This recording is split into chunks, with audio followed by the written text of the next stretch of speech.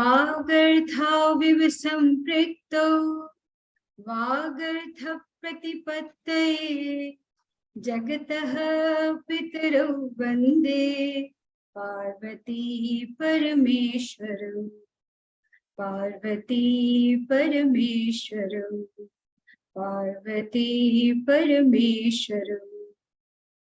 नमस्कार।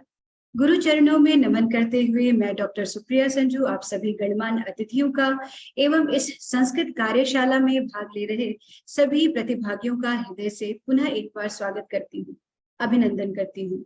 विगत 2 दिवस से इस कार्यशाला में अनेक विद्वान हमसे जुड़े और उन्होंने अपने बहुमूल्य विचार हमसे साझा किए।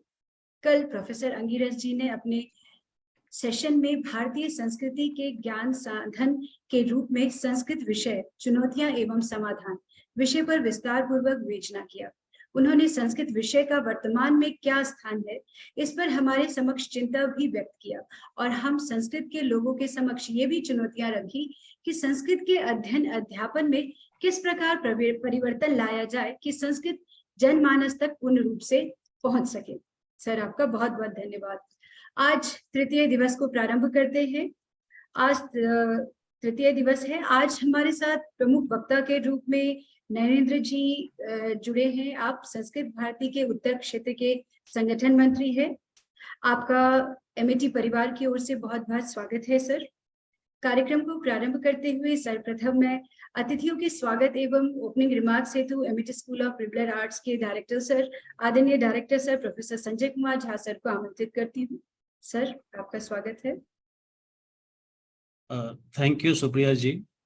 सर्वप्रथम मैं अपने परम आदरणीय कुलपति महोदय जी को धन्यवाद कहना चाहूँगा जिनके आशीर्वाद से ये सब संभव हो पा रहा है। तत्पश्चात मैं सभी प्रतिभागियों के प्रति अपना आभार व्यक्त करता हूँ जिन्होंने पूरी तन्मयता से इस 10 दिवसीय कार्यशाला में अपनी बौद्धिक उपस्थिति कायम रखे हैं। निसंदेह कार्यशाला अपने लक्ष्य की ओर अग्रसर है।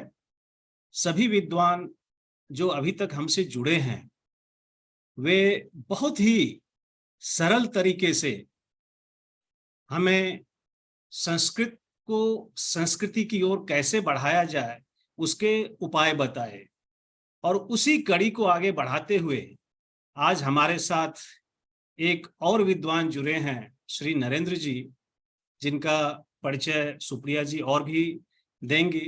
तो वे भी हमें कुछ और नूतन उपाय बताएंगे कि कैसे हम संस्कृत से संस्कृति की ओर बढ़ें और इस व्याख्यानमाला को हम आगे बढ़ाएंगे। अभी 7 दिन और बचा हुआ है और बहुत ही बड़े बड़े प्रकांड विद्वान आज भी जुड़ने वाले थे जैसे कि श्री शिववरण शुक्ला जी, लेकिन कुछ तकनीकी कारणों से वे जुड़ नहीं पाए। तो कार्यक्रम बहुत ही अच्छा चल रहा है। ये कार्यशाला बहुत ही मैं कहूँगा कि अपने बौद्धिक एक जो पराकाष्ठा होनी चाहिए उस पे पहुंच चुकी है। और सबसे अच्छी बात मुझे ये लग रही है इस कार्यशाला में कि अंग्रेजी में 2 शब्द हैं, एक है डिस्कशन और एक है आर्गुमेंट। तो आर्गुमेंट में क्या होता है कि 2 लोगों के बीच में द्वंद्व हो जाता है कि कौन सही है, लेकिन डिस्कशन में क्या होता है कि क्या सही है, कौन सही है पे हम नहीं ध्यान देते, क्या सही है। तो इस कार्यशाला में मैं देख रहा हूं कि डिस्कशन हो रहा है, आर्गुमेंट नहीं हो रहा है। ये बड़ी अच्छी बात है। तो इन्हीं शब्दों के साथ मैं सुप्रिया जी आपको ये फ्लोर वापस दे रहा हूं और आप आगे इस कार्यक्रम को बढ़ाएं। धन्यवाद।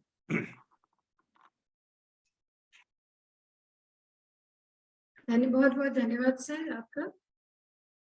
मुझे बहुत प्रसन्नता है कि हमारे मध्य हमारे कुलपति महोदय जी भी जुड़े हुए हैं।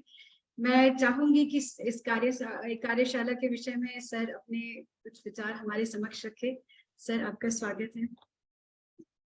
सही मायने में मैं तो नरेंद्र जी को सुनने के लिए बैठा हूँ, लेकिन मुझे इस बात की प्रसन्नता है कि इस कार्यक्रम का जो मूल उद्देश्य है नरेंद्र जी, apart from understanding the linkage between the language and the culture, हमारी जो सबसे बड़ी चिंता आज ये है कि जब हम पैदा हुए उस समय संस्कृति के प्रति लोगों के मन में न केवल आस्था थी, बल्कि गहराई से लोग हमारी संस्कृति को समझते थे, अपनाते थे, धारण करते थे और उसी के अनुसार आचरण भी करते थे।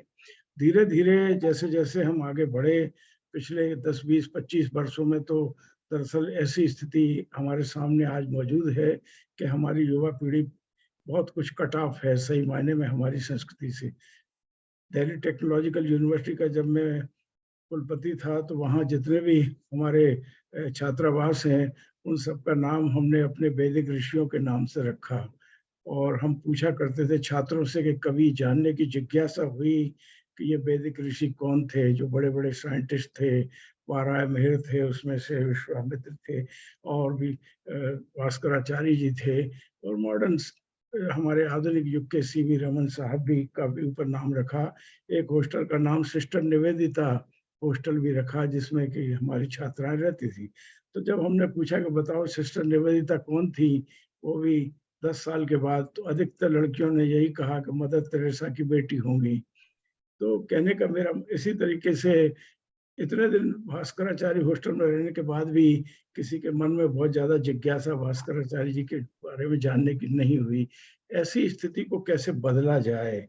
आज मैं समझता हूँ पूरी दुनिया भारत और भारतीय संस्कृति के महत्व को समझ रही है। पूरी दुनिया चाहती है कि देश और दुनिया में सभी राष्ट्रों में सुख हो, शांति हो, समृद्धि हो और जीवन जीने का एक ऐसा रास्ता हो जिससे कि हम सही मायने में प्रकृति का संरक्षण करते हुए, ईश्वर के प्रति धन्यवाद करते हुए अपने जीवन यापन को चला सकें। इसलिए दुनिया की रुचि भारत में बढ़ी है। ऐसे समय में हमारी अपनी युवा शक्ति को हमें सही मायने में हमारी संस्कृति से परिचय कराना होगा और उन्हें इस संस्कृति के प्रति आस्था को बढ़ाना होगा। हमारी विश्वविद्यालय में जहाँ मैं मौजूद हूँ इस समय संजय झा जी के साथ, आपको सुनकर प्रसन्नता होगी कि हमारे विश्वविद्यालय में गौशाला भी है। हमारे विश्वविद्यालय में औषधि का 5 एकड़ का गार्डन है। हमारे यहाँ फार्मेसी में जो रिसर्च होती है, एलोपैथी के अलावा हमारी औषधियों पर ड्रग डिज़ाइन और ड्रग डिस्कवरी पर हमारे करीब 25 पेटेंट हम लोगों ने यहाँ फाइल किए हैं। और उससे भी बड़ी बात देखिए, एक-एक बूंद पानी का संरक्षण किया गया है और साथ में जितना भी वेस्ट वाटर है हमारी यूनिवर्सिटी का, उसको रीप्रोसेस किया जाता है, रिट्रीट किया जाता है और रिट्रीट करने के बाद उसका रीयूटिलाइजेशन कैंपस के अंदर इंक्लूडिंग हमारे घरों में, हमारे ऑफिसेज में सब जगह होता है। ये सब करने के पीछे हमारी धारणा थी कि हम प्रकृति के संरक्षण के प्रति न केवल आस्था पैदा करें, बल्कि ये कहने की कोशिश करें कि हम पृथ्वी के पुत्र-पुत्री हैं, इसलिए हमारी वफ़ादारी इसको संरक्षण की है। और भी इससे आगे बढ़कर आपको शायद विश्वास ना हो, हमारा जो कैंपस जो है वो वेजिटेरियन कैंपस है। इसका मतलब ये हुआ कि हमारी कैंटीन में, हमारे मेस में, हमारे छात्रावास में कहीं भी मीट नहीं परोसा जाता। और ये केवल गुड़गाँव कैंपस में नहीं बल्कि अमेठी के जितने भी 12 कैंपस हैं भारतवर्ष में, सभी जगह वेजिटेरियन कैंपस है। कोई आईआईटी आज हिम्मत नहीं दिखा सकती कि वो कहे कि हम मीट सर्व नहीं करेंगे। कोई सेंट्रल यूनिवर्सिटी आज की तारीख में नहीं है जो कहे कि हम मीट सर्व नहीं करेंगे। लेकिन क्या हमें इसकी पहल नहीं करना चाहिए? We have to lead by example in our universities. Then only we would be able to sell the concept of non-killing of the animals. उनके प्रति जो अत्याचार हो रहा है वो केवल हम अपने पेट भरने के लिए कर रहे हैं, हमारे पूर्वजों ने ऐसा नहीं किया। तो मैं समझता हूँ कि बहुत कुछ अभी हमें करना बाकी है। संस्कृत से संस्कृति की ओर इस कार्यक्रम का मूल उद्देश्य यह भी है कि हमारी जो मूल धारा है, हमारी संस्कृत देव वाणी है, उसको हम ठीक से समझें और थोड़ी बहुत जो साजिश भी संस्कृत के खिलाफ हो रही है, उसको रोकने के लिए भी हम पूरी तरह समर्थ हों। ऐसा कहा जाता है कि सर संस्कृत के पहले तो ब्रह्मी थी, प्राकृत थी, संस्कृत कोई प्राचीन भाषा नहीं है, ऐसा नहीं है। संस्कृत मेरे दृष्टिकोण से ये देव वाणी है, ये नेचुरल लैंग्वेज है और हमारे पूर्वजों ने नेचर की साउंड्स को, डिवाइन साउंड्स को बहुत अच्छे तरह से ध्यान से सुना, उनका साइंटिफिक विश्लेषण करने के बाद अल्फाबेट्स का सृजन किया, उसी के लिए फिर ग्रामर बनाई गई और हमारी भाषा को एक बहुत अच्छे तरीके से साइंटिफिक तरीके के सामने प्रस्तुत कर हमारे ग्रंथों की रचना हुई है।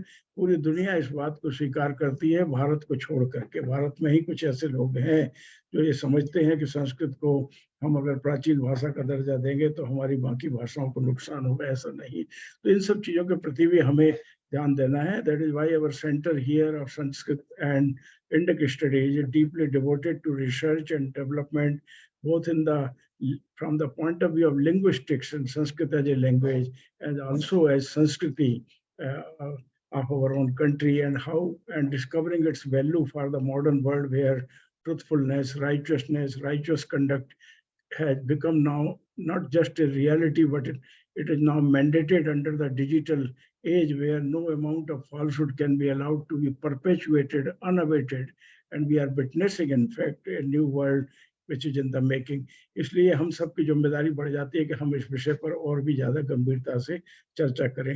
इन्हीं शब्दों के साथ मैं आपका स्वागत करता हूं और मुझे खुशी है कि संस्कृत भारती पूरी निष्ठा और तपस्या के साथ इस विषय को आगे बढ़ाने के लिए और संस्कृत और संस्कृति को न केवल भारत बल्कि दुनिया के जनमानस तक पहुंचाने के लिए प्रयासरत है। हम आपका स्वागत करते हैं, अभिनंदन करते हैं और आपकी सफलता के लिए हम आपके साथ मिलकर के खड़े हैं। ऐसा आश्वासन भी मैं डॉक्टर संजय झा के साथ मिलकर के सुप्रिया जी के साथ आपको दे रहा हूं। आपका स्वागत है और मैं सुनना चाहूंगा आपके सब विचारों को, जिससे कि इस यज्ञ को और आगे समर्थ तरीके से बढ़ाया जा सके। Thank you so much. बहुत बहुत धन्यवाद। सुप्रिया जी, इससे पहले कि आप हमारे आज के रिसोर्स पर्सन को आमंत्रित करें, एक्चुअली मैं अपने कुलपति महोदय जी के बहुत सारे कोट्स को मैं एक लिस्ट बना के रखा हूं और आज उन्होंने फिर से मतलब नॉनवेज के अगेंस्ट में उन्होंने बोला है, तो उससे संबंधित एक कोट, एक उदाहरण मुझे ध्यान में आ गया, जो सर की अनुमति हो तो मैं कहना चाहूंगा सर। वो ये है कि उन्होंने अपने एक लेख में लिखा था, जिसका मैं हिंदी में कह देता हूं, कि जिसके प्लेट में डेड बॉडी है वो कभी शांति की बात नहीं कर सकता है। ये बहुत ही बड़ी बात उन्होंने कही अपने एक लेख में। सर बिल्कुल जी, सर की बातें तो हमें हर पल और उनके मुख से जो भी निकलता है यही झलकाता है कि वो कितने बड़े विद्वान हैं और कितने अच्छे विद्वान हैं। सर आपका बहुत बहुत धन्यवाद और हम भी अपने आप को सौभाग्यशाली समझते हैं कि हम आपके साथ यहाँ पे रह के काम कर रहे हैं और आपसे बहुत कुछ सीखने को मिल रहा है। तो कार्यक्रम को आगे बढ़ाती हूँ। अब मैं डॉक्टर अखिलेश त्रिपाठी जी को आमंत्रित करती हूँ कि वो हमारे आज के जो रिसोर्स पर्सन हैं, जो वक्ता हैं, उनका परिचय दें। मन समर्पित तन समर्पित और यह जीवन समर्पित, चाहता हूं देश की धरती तुझे कुछ और भी। आज के हमारे मुख्य वक्ता आदरणीय श्रीमान नरेंद्र कुमार जी, आपने अपना संपूर्ण जीवन संस्कृत और भारतीय संस्कृति के प्रचार प्रसार में दे रहे हैं। लगभग 20 वर्षों से आप संस्कृत भाषा के प्रचार प्रसार में भारत ही नहीं अपितु संपूर्ण विश्व पटल पर भारतीयता, भारतीय संस्कृति, भारतीय संस्कृत भाषा के संवर्धन, संरक्षण, प्रचार और प्रसार में अद्यतन अहरनिश सेवारत हैं।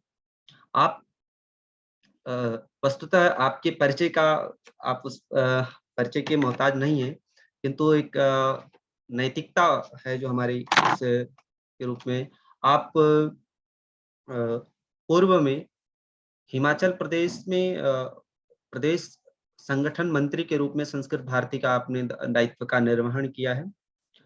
वहां पर आप अभी वर्तमान में हिमाचल प्रदेश में द्वितीय संस्कृत राजभाषा के रूप में स्थापित करने में, वहाँ की पाठ्यक्रम निर्माण पॉलिसी निर्माण करने में वहाँ की सरकार और हरियाणा सरकार के साथ समन्वित रूप से द्वितीय राजभाषा स्थापित करने में अपनी महत्वपूर्ण भूमिका योगदान का निर्वहन कर रहे हैं। वर्तमान में आप संस्कृत भारती के उत्तर क्षेत्रीय संगठन मंत्री के रूप में दायित्व का निर्वहन कर रहे हैं। इस प्रकार से संपूर्ण जीवन आपने संस्कृत भाषा और भारतीय संस्कृति के संवर्धन, प्रचारण, प्रसारण में समय व्यतीत कर रहे हैं, जिसके उसी क्रम में आज हमारी जिज्ञासा थी कि जो इस आदरणीय सर के मार्गदर्शन में यह विशेष कार्यशाला हो रही है, इसी कार्यशाला के द्वारा आपकी इस अनुभव और ज्ञान और प्रसारण का वैदुष्यता का हम सब लाभ प्राप्त करें। इसी के निमित्त सर मैं आपको निवेदन करता हूँ, आग्रह करता हूँ कि आपके वक्तव्य से हम लाभान्वित हो। आदरणीय सर। सर्वेभ्यः सादरं वन्दनं। ध्वनि श्रूयते वा? आम् आवाज आम् श्रूयते। स्यन्दतां सर्वमन्दाकिनी भारते राजते देववाणी मुखे भारते संस्कृते सुप्रचारो भवेत् भारते संस्कृतस्य प्रसारः भवेत् भारते। अमेठी विश्वविद्यालयस्य आदरणीय कुलपतिवर्यः आदरणीय संजय कुमार झा महोदय, अन्ये अमेठी विश्वविद्यालयस्य प्रमुखाः शिक्षकाः प्रबन्धकाः अमेठी विश्वविद्यालयं ये अग्रे नयन्तः सन्ति, अमेठी विश्वविद्यालयस्य रथं ये कर्षयन्तः सन्ति, ते सर्वे अपि आदरणीयाः मान्याः सम्मान्याः सर्वे अपि वन्दनीयाः सन्ति।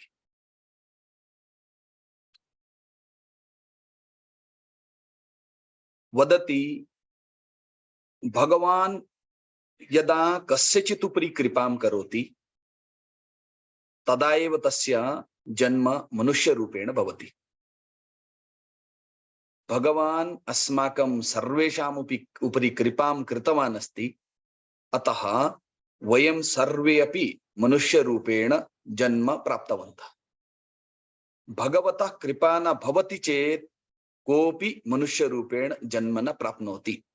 कीट पतंग पशु पक्षी रूपेण जन्म भवति।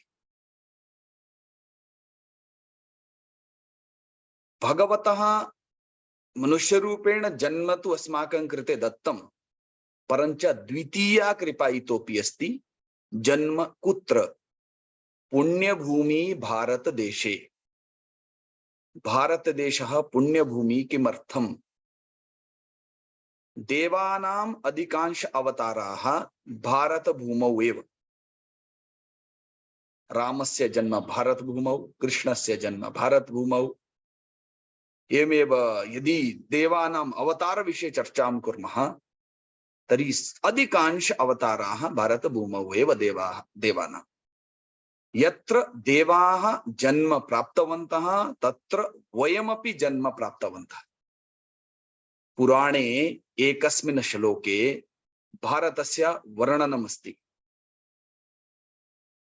हिमालयाद् समारभ्य यावदिन्दु सरोवरं तद्देव निर्मितं देशं हिन्दुस्थानं प्रचक्षते।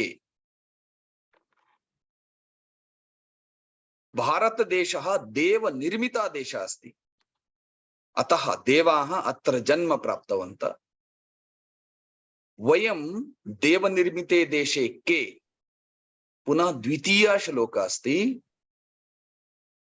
उत्तरं यद् समुद्रस्य हिमाद्रश्चैव दक्षिणं वर्षं तद् भारतं नाम भारती यत्र सन्तति। वयं तस्मिन् भारतदेशे भारतस्य सन्तत्यः, भारत माँ के हम उस देश में पुत्र है, पुत्री है। तो ऐसे भारत धरा पर हमारा जन्म हुआ है। भारत देशस्य प्रत्येकमपि राज्यम यदि पश्यामः, अगर पूरे किसी भी राज्य को हम देखेंगे, वो राज्य अपने आप में एक ऋषि स्थान है, देवस्थान है। जम्मू कश्मीर ऋषि काश्यप की भूमि है। हिमाचल प्रदेश में ऋषि पराशर का स्थान है, ऋषि वेदव्यास का स्थान है। मंडी एक जिला है, वो ऋषि मांडव्य का स्थान है। ऐसे हरियाणा को देखेंगे, जो हरियाणा के विषय में विवरण आता है। हरियाणा का नाम हरियाणा क्यों? जैसे हम रामायणम, राम का चरित्र, राम का अयन, राम का जो विवरण है वो किसमें मिलता है? रामायण में। और रामायण काल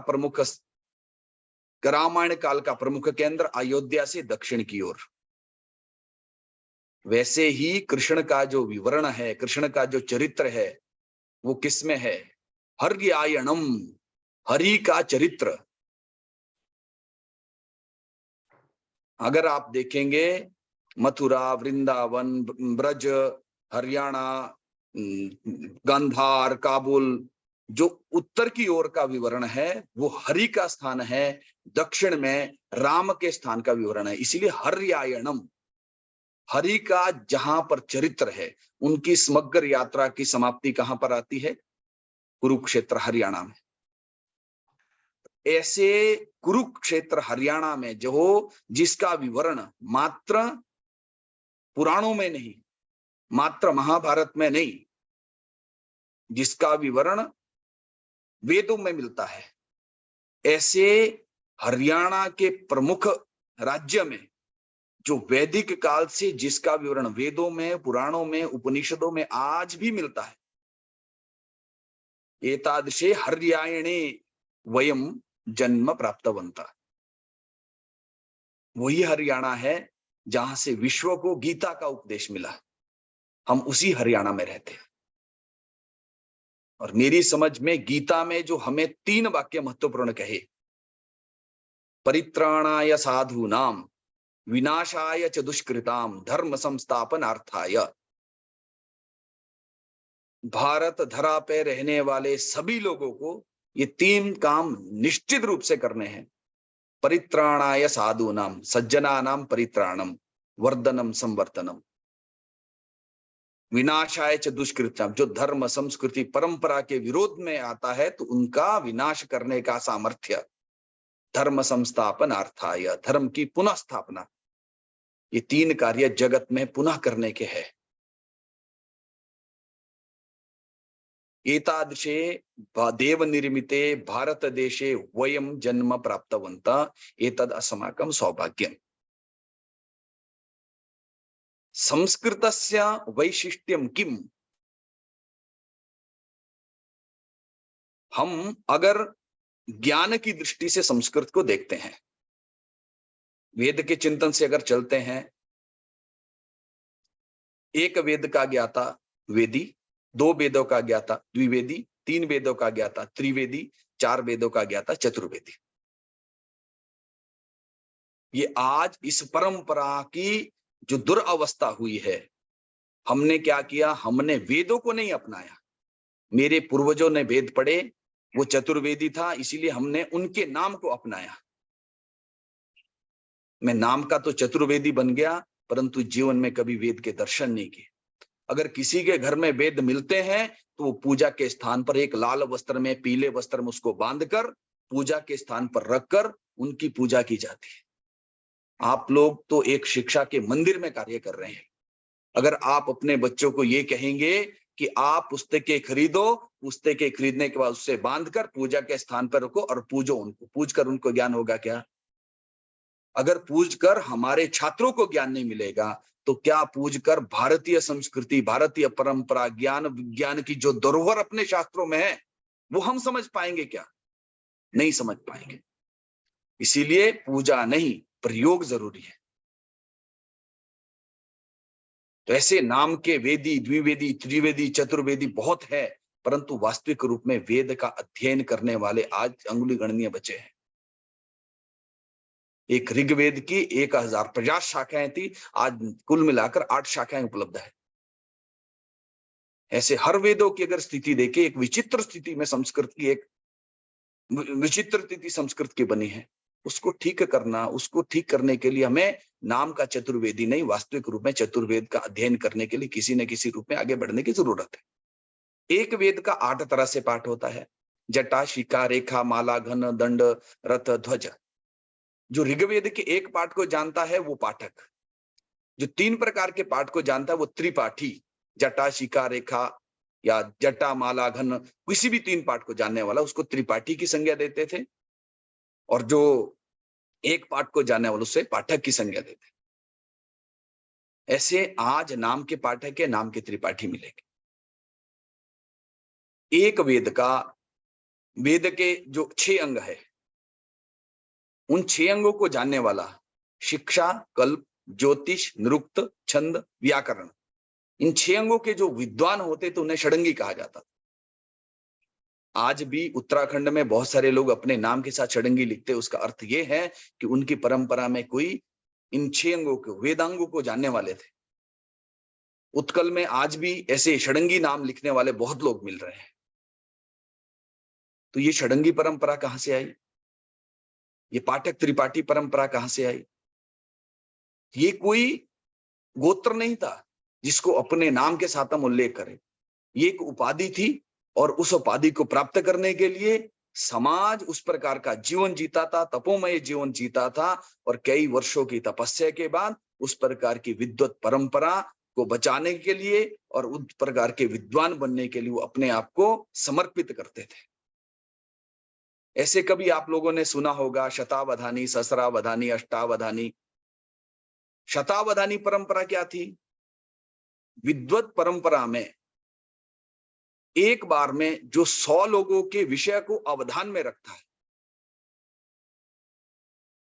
उसमें 99 विद्वान बैठते थे, एक व्यादक जिसके हाथ में घंटी होती थी। 99 विद्वान अपने अपने विषय पर चर्चा करेंगे और व्यादक जो होगा वो बीच बीच में घंटी बजाते रहता था। जब बाद में उस शतावधानी से पूछा जाता था कि मैंने कितने प्रश्न पूछे, तो वो कहता था आपने इतने प्रश्न पूछे, मेरा तीसरा प्रश्न कौन सा था, वो उस पर उत्तर देते थे। हर 99 व्यक्तियों के विषय को ध्यान में रखना और उनके विषय का सही उत्तर देना।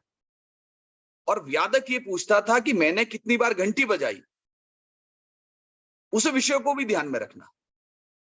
तो ऐसे विद्वानों को शतावधानी कहा जाता था। 1000 लोगों के विषय को ध्यान में रखने वाला सहस्रावधानी। आज से 10 साल पूर्व, 15 साल पूर्व जब फोन का एक अभ्यास नहीं था तो हमें 200-300 नंबर स्मृति पटल पे याद रहते थे। आज अपना दूसरा नंबर ही याद नहीं रहता, मेरा दूसरा नंबर कौन सा है उसे देखने के लिए मुझे फोन की जरूरत पड़ती है। ये अवधान परंपरा कहां की थी? भारतीय परंपरा थी।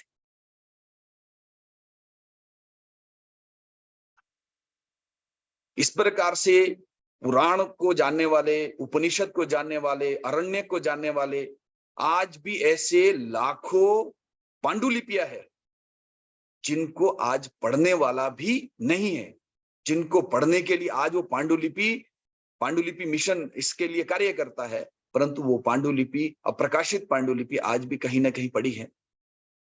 और उनमें जिन जिन विद्वानों ने अपना योगदान दिया है, अगर उसको आज स्मृति पटल पर लाया जाए, समाज के सामने लाया जाए, उसमें लिखे हुए ज्ञान को अगर समाज के सम्मुख प्रस्तुत किया जाए, मुझे लगता है कि आज भी अपने पास लाखों पांडुलिपियों में छिपी हुई धरोहर उपलब्ध है।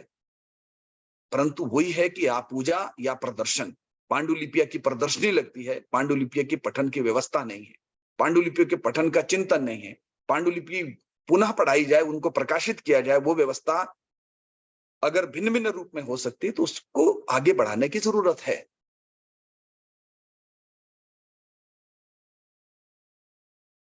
ज्योतिष की परंपरा में आप देखेंगे आज जितनी ज्योतिष की 2 परंपराएं हैं, एक सिद्धांत ज्योतिष, एक फलित ज्योतिष।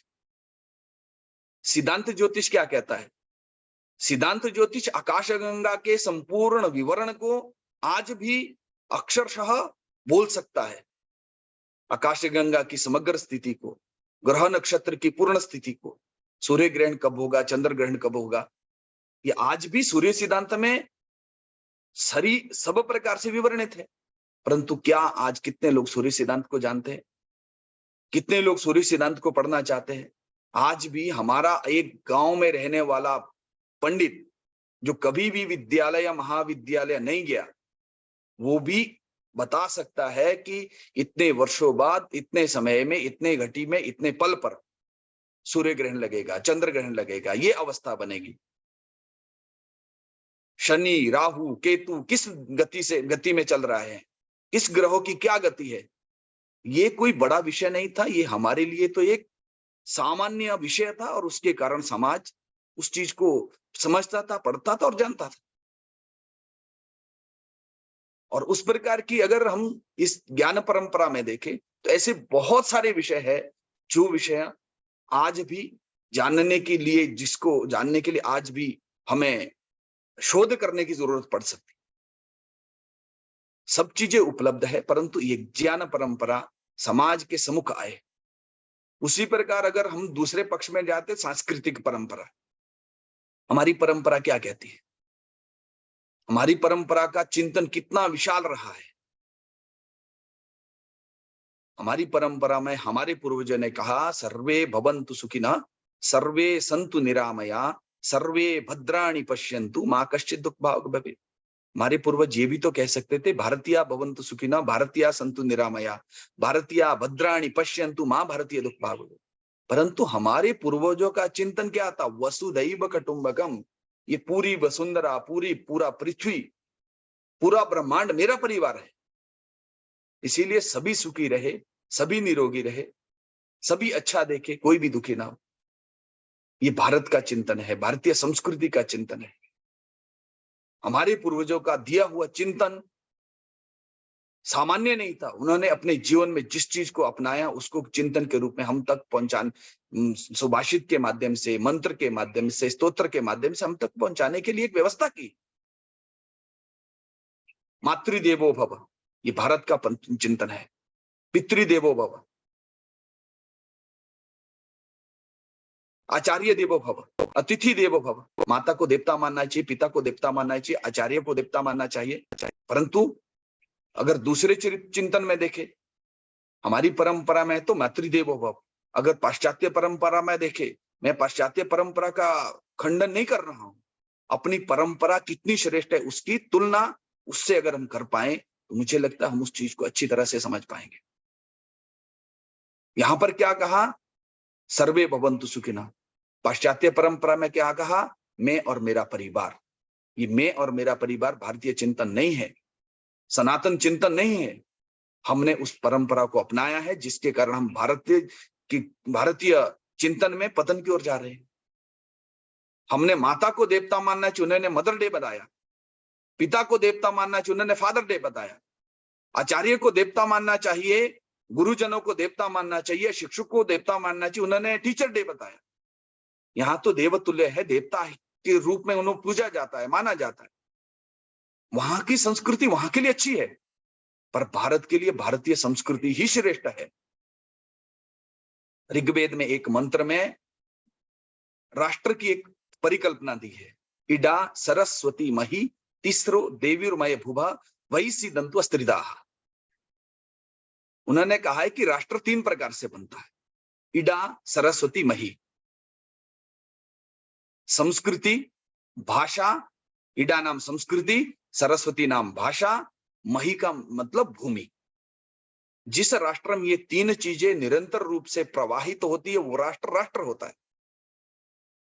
एक वाक्य को आपने समग्र एक विषय को हर व्यक्ति बोलता है, यूनान रोम मिस्र सब मिट गए जहां से। अगर उस मंत्र की इस विषय की तुलना की जाए, यूनान देश तो अभी भी है, रोम देश अभी भी है, मिस्र देश अभी भी है। मिट गए जहां से क्यों कहा, क्योंकि उस देश की भाषा और संस्कृति खत्म हुई। जिस देश की भाषा और संस्कृति खत्म हो जाती है उस देश का नाम इस विश्व से मिट जाता है। रोम की संस्कृति, रोम की भाषा आज खत्म है, इसीलिए यूनान, रोम, मिस्र सब मिट गए जहां से ये विश्व प्रचलन में आया। अगर हम भारतीय लोग अपनी भाषा और संस्कृति को छोड़ेंगे और भाषा और संस्कृति के कारण हम अपनी परंपराओं को भूल जाएंगे और धीरे धीरे यूनान, रोम, मिस्र, भारत सब मिट गए जहां से, ये स्थिति आएगी। हर देश की अपनी भाषा, अपनी संस्कृति है। इंग्लिश इंग्लैंड देश की भाषा है, हिब्रू इजराइल की है, चीनी चीन की है, उर्दू पाकिस्तान और बांग्लादेश की है। तो भारत की भाषा क्या, भारत की आइडेंटिटी का किस भाषा से? भारत की आइडेंटिटी संस्कृत से है और भारतीय संस्कृति से। हर देश की अपनी भाषा है, अपनी संस्कृति है। हमने अपनी भाषा छोड़ दी, अपनी संस्कृति छोड़ दी, इसलिए आज हमें संस्कारों को देने के लिए एक नई व्यवस्था खड़ी करनी पड़ रही है। आज हमारा बच्चा 3 स्क्रीन से बाहर नहीं आ रहा है, mobile screen, TV screen, laptop screen. हर उद्योगपति का, हर राजनेता का, हर बच्चा, एक चिंता आज बढ़नी शुरू हो गई है भारत में कि भारत का बच्चा अपने संस्कारों से दूर जा रहा है। इसीलिए संस्कार को देने की एक नई व्यवस्था खड़ी करनी पड़ रही है।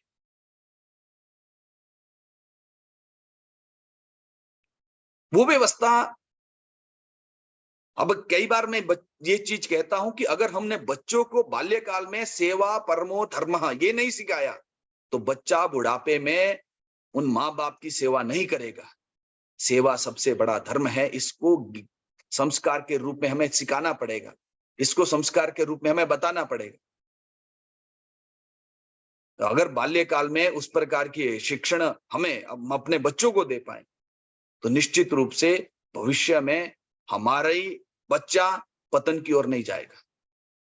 हम आप लोग तो अपनी भारतीय संस्कृति को, भारतीय भाषाओं को, भारत के चिंतन को, ऋषि चिंतन को समझते हैं, वेद वेदांतों के नाम जानते हैं। क्या आने वाली पीढ़ी इस वेद वेदांत के नाम को जान पाएगी? क्या आने वाली पीढ़ी वेद वेदांतों में जो चीज लिखी है, पुराण उपनिषदों में जो चीज लिखी है, उनको पढ़ पाएंगे? इसीलिए उन्हें उस दिशा में प्रेरित करने की जरूरत है। एक कवि ने बहुत बढ़िया एक सुभाषित कही कि जिस देश की भाषा और संस्कृति मिट जाती है उस देश का हश्र क्या होता है। स्वभाषाम परित्यज्य अन्याम भाषाम य आश्रये नरकम प्रयाति सह देशः यत्र चंद्रो न तारकम।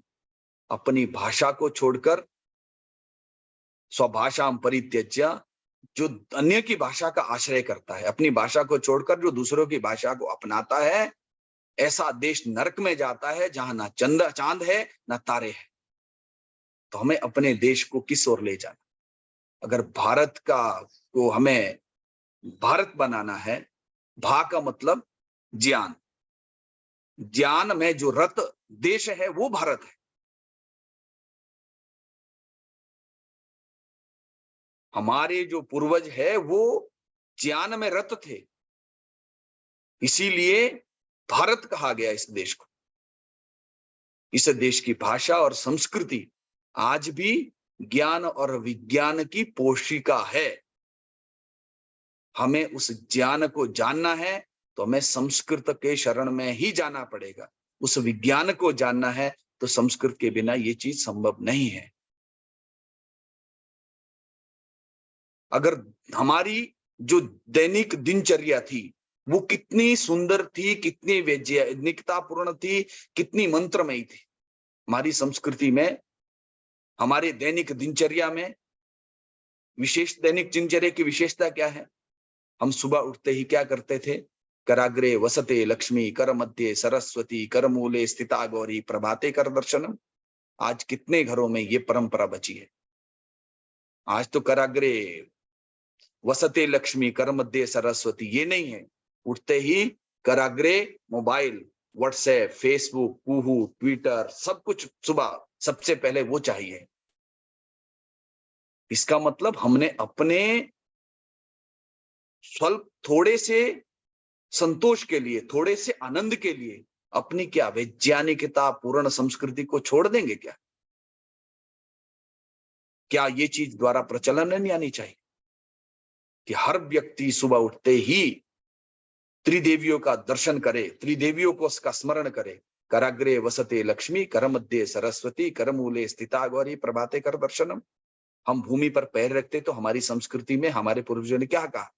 मंत्र कहिए, समुद्र वसने देवी पर्वत स्तन मंडले विष्णु पत्नी नमस्तुभ्यम पाद स्पर्शम क्षमस्व में। हे मां, मैं तेरे ऊपर पैर रख रहा हूं, इसीलिए मुझे क्षमा करे।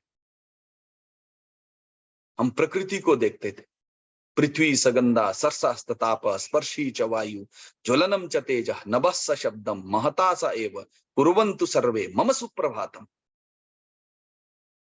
ये परंपरा आज कहां गई? हम शौच निवृत्ति के बाद स्नानागार में जाकर नहाते हैं। पहले तो बावड़ियों के पास तड़ागों में नहाते थे। आज ठीक है, एक सुविधा बनी है कि हम बाथरूम में नहाते। आज भी नल जैसे खोलते, बाल्टी में पानी भरते हैं, तो हमारे पूर्वजों का जो चिंतन है हम उसका स्मरण करते हैं आज भी। क्या कहते हैं? गंगे च यमुने चैव गोदावरीम सरस्वती नर्मदे सिंधु कावेरी जलेस्मिन सन्निधिं कुरु। सातों नदियों का जल आकर मेरे इस स्नान के जल में सम्मिलित हो जाए। उस सातों नदियों के पवित्र भाव को हम उस भाव मंत्र के माध्यम से उस पानी में भरते और उस सातों नदियों के तीर्थों से स्नान करते हैं। ये चिंतन विश्व में आपको कहीं नहीं मिलेगा। यही सनातन चिंतन है, यही भारतीय चिंतन है, यही अपना चिंतन है, ये इस देश का विशेष चिंतन है। दीप जलाते हैं, दीप ज्योति परम ज्योति दीप ज्योति जनार्दन दीपो हरतु मे पापम दीप ज्योति नमस्ते। पूजा करते हैं, पूजा में मंत्रों का विधान है। हम पीपल के वृक्ष को पास दिया जलाते हैं और वहां पर जल चढ़ाते हैं, तो मंत्र क्या कहा? मूलता ब्रह्म रूपाय मध्यता विष्णु रूपिणे अग्रता रुद्र रूपाय वृक्षराजाय ते नमः। तुलसी वंदना, गो वंदना, अश्वत्थ वंदना, ये सारी जो वंदना है ये हमारे दिनचर्या का हिस्सा था। जैसे ही हम भोजन के लिए बैठते, पहले अन्न जैसे ही हमारे सम्मुख आता है तो ब्रह्मार्पणम ब्रह्म ही ब्रह्माग्नौ ब्रह्मणाहुतम ब्रह्मैव तेन गंतव्यम ब्रह्म कर्म समाधि। ये परंपरा भारतीय परंपरा, हमारी परंपरा है, ये हमारा चिंतन है, हमारे ऋषियों का चिंतन है। क्या ये हर समाज के प्रत्येक वर्ग में ये चीज चल रही है क्या? आज हम इसको छोड़कर किसी न किसी दूसरे प्रभाव से प्रभावित होकर हम पतन की ओर जा रहे हैं। हम जैसे दैनिक दिनचर्या करते हैं, शाम को भोजन के उपरांत सोते हैं, तो हमें सपने भी अच्छे आए। उसके लिए भी हमारे पूर्वजों ने, हमारे मनीषियों ने हमें क्या कहा कि मंत्र कहिए, रामम सकंदम हनुमंतम वैनतेयम वृकोदरम शयने यस्मरेद नित्यम दुस्वप्नम तस्य नशित। बुरे सपने भी नष्ट हो जाते। ऐसी वैज्ञानिकता पूर्ण दिनचर्या हमारी थी। यही हमारी संस्कृति है और ये संस्कृति संस्कृत से भिन्न नहीं है। ये संस्कृति संस्कृत से ही आई है। बिना संस्कृत से हम इस संस्कृति को समझ नहीं पाएंगे, बिना संस्कृत से हम इस संस्कृति को से जुड़ नहीं पाएंगे, क्योंकि संस्कृति संस्कृताश्रिता, जो हमारी संस्कृति है वो संस्कृत पर आश्रित है। अगर इस संस्कृति को समझना है, इस संस्कृति को अपनाना है, तो बिना संस्कृत के ये संभव नहीं है। संस्कृत सीखेंगे, सीखने के बाद हम इस संस्कृति को अपनाएंगे तो निश्चित रूप से हम एक नए भारत का, ऐसे भव्य भारत का निर्माण कर सकते हैं जिसको बारे में अभी चिंतन शुरू हुआ है विश्व में। भारत इस जगत का पुनः नेतृत्व कर सकता है, भारत की एक क्षमता है। क्योंकि आज भी जो ऋषि चिंतन हमारे पास है वो कभी भी मैं और मेरा परिवार तक सीमित नहीं रहा है, कभी भी रोटी कपड़ा मकान के चिंतन तक सीमित नहीं रहा है। कृणवंतु विश्वमार्यम, हम तो उस प्रकार के परंपरा से जुड़े हुए लोग हैं। बहुत लोगों को लगता है कि ये चीज तो कठिन है, ये चीज करना असंभव है। अगर हम थोड़ा सा आत्मचिंतन की ओर जाएं, संस्कृति से थोड़ा आत्मचिंतन की ओर जाएं, आत्मचिंतन में हम आप सभी लोग अपने गोत्र को लिखते हैं, अपने गोत्र का स्मरण करते हैं। गोत्र का मतलब क्या है? बहुत सारे लोग अपने नाम के साथ अत्रि लिखते हैं, गौतम लिखते हैं, भारद्वाज लिखते हैं। अगर जो लोग अपने नाम के साथ भारद्वाज लिखते हैं, इसका मतलब ये है कि वो ऋषि भारद्वाज के अंश है, वो ऋषि भारद्वाज के कुल के दीपक है, वो ऋषि भारद्वाज की संतति है। कौन ऋषि भारद्वाज? वही ऋषि भारद्वाज है जिसने विमान शास्त्र लिखा है। आज जितनी भी विमान की परिकल्पना है वो हमारे ऋषि भारद्वाज का दिया हुआ विश्व को एक तोहफा है। हमारे ऋषि भारद्वाज का दिया हुआ विश्व का एक नया चिंतन है। आज जितनी भी विमान की परिकल्पना आई है वो विमान शास्त्र के माध्यम से आई है और वो हमारे ऋषि थे। गोत्र लिखने मात्र से पर्याप्त नहीं है। हमारे पूर्वजों ने जो कार्य किया है, हमारे पूर्वजों में ऋषि भारद्वाज ने, गौतम ने, अत्रि ने, भार्गव ने, जो कार्य किया है वो कार्य हमें भी करना है। जिस प्रकार का राष्ट्रव्यापी चिंतन, विश्वव्यापी चिंतन हमारे पूर्वजों ने किया है, उस प्रकार का विश्वव्यापी चिंतन करने की आवश्यकता हमें भी है, क्योंकि हम उन ऋषियों की संतति है जो ऋषि हमेशा दूसरों के कल्याण के लिए निरंतर रत रहते थे। ऐसे हम आप सभी लोग अगर उस दिशा में आगे बढ़ेंगे तो निश्चित रूप से हम उस ऋषि चिंतन को साकार करेंगे। और ऋषि चिंतन को समझने के लिए भी संस्कृत अनिवार्य है। आप योग परंपरा में जाइए, अष्टांग योग को समझना है तो बिना संस्कृत से वो चीज समझ में आ जाएगी क्या? यम, नियम, आसन, प्राणायाम, प्रत्याहार, धारणा, ध्यान, समाधि, क्या ये आज संभव है? निश्चित रूप से संभव, परंतु उसके लिए हमें उस प्रकार के चिंतन को जानना पड़ेगा, उस प्रकार के विषय को समझना पड़ेगा, उस प्रकार के विषय को पढ़ना पड़ेगा, उस प्रकार ऋषि तुल्य जीवन हमें जीना पड़ेगा। ऋषि तुल्य जीवन जीने के लिए हमें काम, क्रोध, लोभ, मोह, मद, मात्सर्य इससे बाहर आना पड़ेगा। हम आज इन चीजों से बच पा रहे हैं क्या?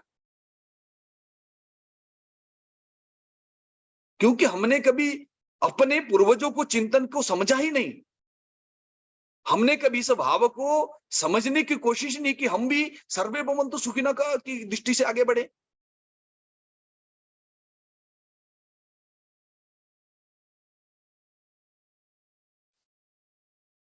इसीलिए अगर हम उस चीज को समझना है तो हमें अपने अतीत में जाना पड़ेगा, और हमारा अतीत बहुत सुंदर है।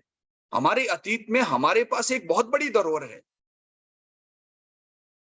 आयुर्वेद की और क्षेत्र में जाएं, आज आयुर्वेद के क्षेत्र की जो स्थिति है, ठीक है एलोपैथी का विरोध नहीं है, परंतु क्या जितनी भी भारतीय पैथी थी, लगभग 200 पैथियां भारत की थी, चाहे वो नेचुरोपैथी थी, इलेक्ट्रोपैथी थी, जितनी भी पैथियां आज देश विश्व भर में विकसित हुई है वो भारतीय चिंतन से विकसित हुई है। और एक अगर इस रूप में थोड़ा सा, अगर हमें अलग रूप में थोड़ा सा इस विषय को समझे, आने वाला युग हमारा है और आने वाला युग का नेतृत्व संस्कृत जगत करेगा। उसका जो मंत्र है वो संयोगी आवे, समयोगी आवे।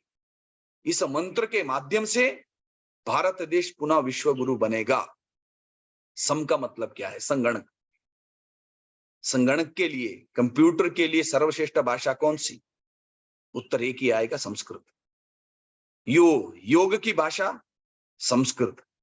गी, श्रीमद् भगवत गीता की भाषा संस्कृत। आयुर्वेद की भाषा संस्कृत। वेद की भाषा संस्कृत। सुपर कंप्यूटर तब तक नहीं बन पाएगा जब तक संस्कृत वाला व्यक्ति वैज्ञानिक दृष्टि से सोचना शुरू ना करे।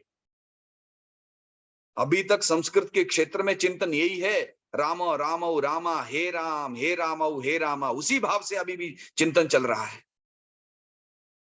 वैज्ञानिक दृष्टि से, सामाजिक दृष्टि से, वैश्विक दृष्टि से अगर चिंतन संस्कृत जगत करेगा, निश्चित रूप से हम एक नए राष्ट्र का निर्माण, जिसमें संस्कृत, संस्कृति, परंपरा, अध्यात्म, योग, वेद, आयुर्वेद सब चीजें उपलब्ध होगी। इस राष्ट्र की परिकल्पना हम भविष्य में दे सकते हैं, परंतु उसके लिए उस प्रकार के वेद वेदांत का चिंतन करना पड़ेगा, अध्यात्म योग का चिंतन करना पड़ेगा। मैं और मेरा परिवार के भाव को छोड़कर सर्वे भवन्तु सुखिनः का चिंतन करना पड़ेगा।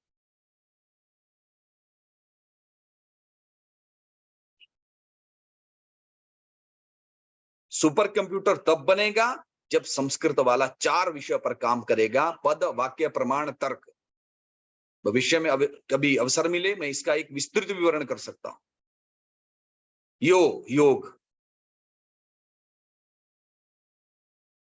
योग के संदर्भ में वैश्विक चिंतन क्या था? भारतीय लोग नाक को पकड़ते, एक नाक से सांस लेते, दूसरे से छोड़ देते। क्या होगा? क्या होना है इससे? कोरोना ने हमारा आधा काम कर दिया। कोरोना ने सबका नाक पकड़ दिया। कोरोना काल में थोड़ा सा एक भारतीय चिंतन की ओर, भारतीय अध्यात्म की ओर, भारतीय योग की ओर समाज का झुकाव हुआ। जो लोग योग पर प्रश्न चिन्ह पैदा करते थे, उन लोगों को डिप्रेशन से बाहर लाने का काम योग ने ही किया। श्रीमद् भगवद गीता विश्व का एकमात्र ग्रंथ ऐसा है जो विश्व की सभी भाषाओं में अनुदित, और जिसने श्रीमद् भगवद गीता को जिस रूप से देखा उस रूप में ही उसको उसका फल मिला है। कुछ लोग कहते हैं गीता में मैनेजमेंट है, निश्चित है, अध्यात्म है, वो भी है, योग है, वो भी है। जिसने जिस प्रकार का उससे फल प्राप्ति चाहिए उसको उस प्रकार का ही फल मिला। और सौभाग्य से इस गीता का ज्ञान जिस राज्य में दिया गया वो राज्य हरियाणा है। विश्व को गीता का ज्ञान देने वाला राज्य हमारा है, तो विश्व को एक नई दिशा की ओर ले जाने का काम भी हमें ही करना पड़ेगा, कोई और नहीं आएगा। एक एक को कृष्ण की भूमिका में, एक एक को अर्जुन की भूमिका में आना पड़ेगा। असंभव किमपि नास्ति, सब चीजें संभव है। एक कवि ने बहुत बढ़िया एक शब्द का वाक्य कहा है, दुनिया झुकेगी, झुकाने वाला चाहिए, हम भी समाज में ला सकते परिवर्तन, मन को मनाने वाला चाहिए। मन अगर मान गया है तो सब चीजें संभव है। सौभाग्य से मुझे 18 वर्ष हिमाचल प्रदेश में कार्य करने का मौका मिला। सब लोगों को ये लगता था संस्कृत को शिक्षा के क्षेत्र में लाना असंभव है। मात्र 2 वर्षों के प्रयास से उस राज्य में द्वितीय राजभाषा संस्कृत बनी। अभी हिमाचल प्रदेश में तृतीय कक्षा से संस्कृत अनिवार्य विषय के रूप में पढ़ाई जा रही है। जहां पर संस्कृत का कहीं नामो निशान नहीं था, धीरे धीरे संस्कृत लोगों के प्रयास से, संस्कृतज्ञ के प्रयास से और संस्कृत भारती की उसमें भूमिका रही है, तो उस माध्यम से एक नए प्रदेश को नई दिशा में आगे बढ़ाने का मौका मिला है।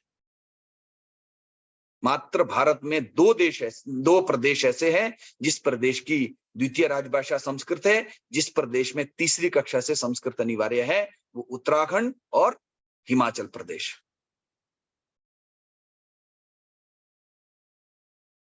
जिस प्रकार से उन प्रदेशों ने चिंतन किया, क्या अमेठी विश्वविद्यालय का जो एक गुरुग्राम का जो एक प्रमुख केंद्र है, इस केंद्र से जो चिंतन श्रीमद् भगवद गीता में श्रीमद् भगवद गीता के माध्यम से श्री कृष्ण ने हमारे बीच दिया है, उस चिंतन को विश्व स्तर पर ले जाने का काम क्या हम कर सकते हैं? उस भूमिका में हम क्या आगे बढ़ सकते हैं? इसीलिए उस श्रीमद् भगवद गीता की भाषा क्या है? संस्कृत। योग की भाषा भी संस्कृत, श्रीमद् भगवद गीता की भाषा की भी संस्कृत। सम यो गी आ, आयुर्वेद। आयुर्वेद के जितने भी शास्त्र लिखे गए हैं, चरक, सुश्रुत, धन्वंतरी ने जितना भी हमें आयुर्वेद का एक ज्ञान दिया है, उनके मूल शास्त्र आज भी संस्कृत में ही है। बिना संस्कृत के आयुर्वेद के मूल तत्वों को हम समझ नहीं पाएंगे। आयुर्वेद के क्षेत्र में यही कथा हुई, जब जो लोग भारत के लोगों को, भारतीय लोगों को तुलसी या किसी प्रकार के जो औषधि थी, उनको खाने वालों को घास फूस का खाने वाला कहते थे। कोरोना काल में मुझे लगता है उन्होंने ही सबसे ज्यादा काढ़ा पिया होगा।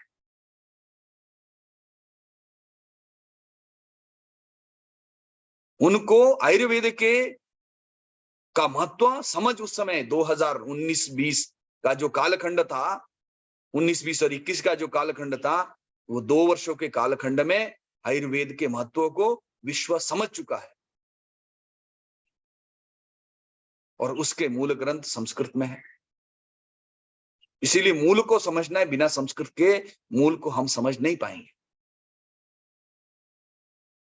वह वेद, मैं बहुत बार एक विषय को लेकर बोलता हूं, एक वेद पढ़ने वाला विश्व में किसी भी देश में जाए और एक डॉक्टर इंजीनियर बनकर किसी देश में जाए, दोनों में से किसका महत्व ज्यादा होगा? विश्व में डॉक्टरों की कमी नहीं है, इंजीनियरों की कमी नहीं है। विश्व में अगर कमी है, इस वेद वेदांत के चिंतन करने वालों की, वेद वेदांत के ज्ञान को बांटने वालों की कमी है। हर व्यक्ति आज वेद वेदांत को समझना चाहता है, अध्यात्म योग को समझना चाहता है, और इन पांचों विषयों का जो मूल है वो संस्कृत है।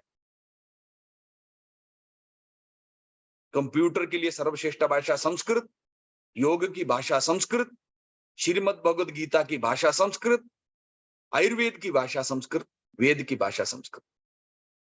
अब इन पांचों का महत्व बढ़ रहा है और भविष्य में इनको अच्छी तरह से जानने के लिए संस्कृत अनिवार्य होगी।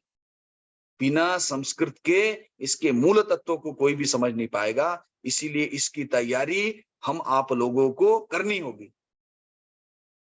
ऐसे अनेकों स्थान विकसित करने होंगे भविष्य में। इस विषय के लिए जब समाज में एक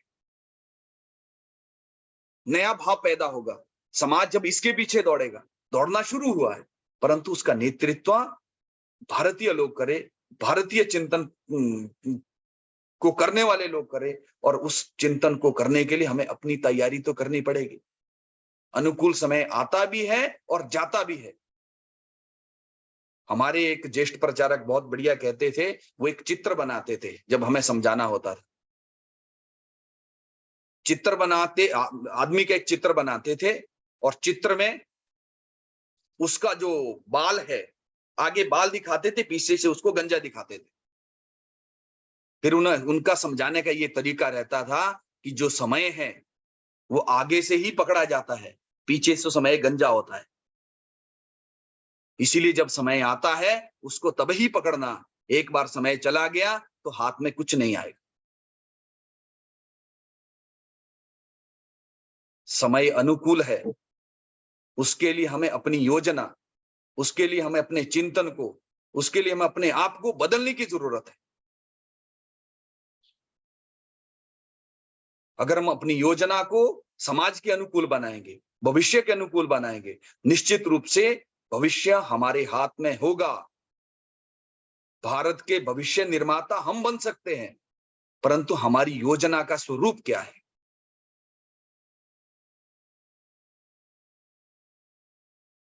हमें अपने चिंतन को भी बदलना पड़ेगा। हम जिस प्रकार से वर्तमान का चिंतन कर रहे हैं उस चिंतन से पर्याप्त नहीं है। बहुत लोगों को ये लगता है कि संस्कृत का विकास करना है, सरकार करेगी। बहुत लोगों को ये लगता है बिना सरकार के आश्रय से संस्कृत का कार्य संभव नहीं है। इसीलिए मुख्यमंत्री, शिक्षा मंत्री, डायरेक्टर, सेक्रेटरी इनके पीछे दौड़कर अपने समय को बर्बाद करते हैं। संस्कृत का काम वो नहीं करेंगे, संस्कृत का काम हमें करना पड़ेगा। हमें संस्कृत को किस रूप में आगे बढ़ाया जा सकता है उसकी योजना उन्हें देनी पड़ेगी। राजनेताओं के संदर्भ में एक संस्कृत में वाक्य बोला जाता है, राजनेता तू क्षणे रुष्टा क्षणे तुष्टा। क्षण में तो रुष्ट हो जाता है और क्षण भर में संतुष्ट भी हो जाता है। राजनेता तो 5 वर्ष के लिए है, हम तो जब तक जीवन है तब तक के लिए है। संस्कृत को संस्कृत के माध्यम से पढ़ाना चाहिए।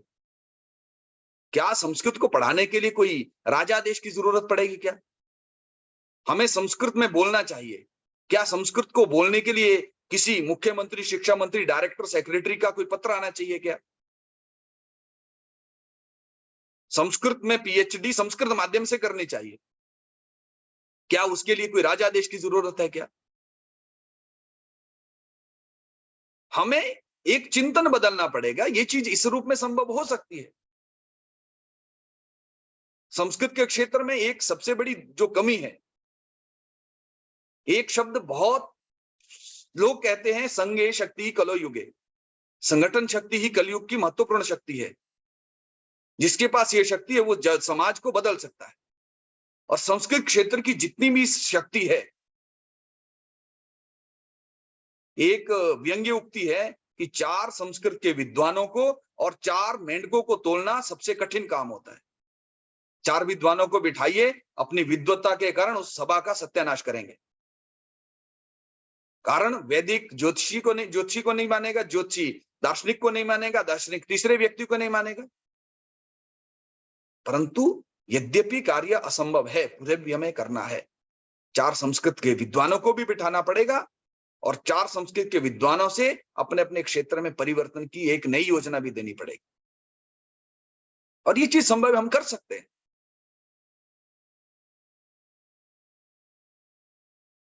अगर संस्कृत जगत आज भी संगठित होता है, कारण संगठन शक्ति ही, संगठित शक्ति, चाहे वो ज्योतिषी है, पुरोहित है, कथावाचक है, संस्कृत का छात्र है, संस्कृत अध्यापक है, असिस्टेंट प्रोफेसर है, या समाज के जितने भी वर्ग के लोग हैं, जो नित्य प्रति पूजा करने वाले, वो तो संस्कृत का काम कर रहा है। जो नित्य प्रति साधना करता है वो हमारा संस्कृतज्ञ ही है। और अगर इस रूप में देखें तो भारत का प्रत्येक व्यक्ति संस्कृत का पोषक है। कोई मंत्र के माध्यम से पोषण कर रहा है, कोई अध्ययन के माध्यम से पोषण कर रहा है, कोई अध्यापन के माध्यम से पोषण कर रहा है। परंतु सारी शक्ति संगठित नहीं है। जिस दिन ये शक्ति संगठित होगी उस दिन संस्कृत का वोट बैंक बढ़ेगा। जिस दिन संस्कृत का वोट बैंक बढ़ेगा उस दिन राजनेता आपके पीछे दौड़ेंगे, आपको राजनेताओं के पीछे जाने की जरूरत नहीं पड़ेगी। और संस्कृत समाज को संगठित करने का एक महत्वपूर्ण काम हम आप सभी लोगों को करना पड़ेगा, चाहे वो संस्कृत भारती है, चाहे संस्कृत विभाग है, चाहे संस्कृत विश्वविद्यालय है, जिस प्रकार का भी क्षेत्र है, सभी क्षेत्र के लोगों को। क्योंकि अमेठी विश्वविद्यालय की एक भूमिका संस्कृत के क्षेत्र में आगे बढ़ रही है, तो चाहे अमेठी विश्वविद्यालय है, चाहे जितना भी अन्य सभी संस्कृत के क्षेत्र है, सभी को संगठित करने का काम भी हम आप लोगों को भिन्न भिन्न आयामों के माध्यम से करना पड़ेगा। असंभव कुछ नहीं है, सब चीजें संभव है। जैसे मैंने एक बीच में कहा है, दुनिया झुकेगी, झुकाने वाला चाहिए। एक सुभाषित है संस्कृत में, अमंत्रम अक्षरम नास्ति, नास्ति मूलम अनौषधम, अयोग्य पुरुषा नास्ति, योजकस्तत्र दुर्लभ। ऐसा कोई अक्षर नहीं है जिससे मंत्र नहीं बन सकता। एक भारवी ने एक श्लोक 1-9 शब्द से बनाया, नन्नो नुन्नो नुन्नो नो नन्ना नन्ना नन्ना नन। भारवी ने, ऐसे बहुत सारे कवियों ने एक अक्षर को लेकर पूरा श्लोक रच दिया। एक ओंकार अपने आप में ही पूरा मंत्र है।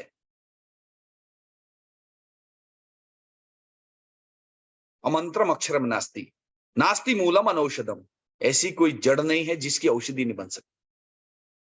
हर जड़ की औषधि बन सकती है। अयोग्य पुरुषा नास्ति, समाज में अयोग्य लोग नहीं है, सब योग्य है, परंतु उनको जोड़ने वाला ही दुर्लभ है।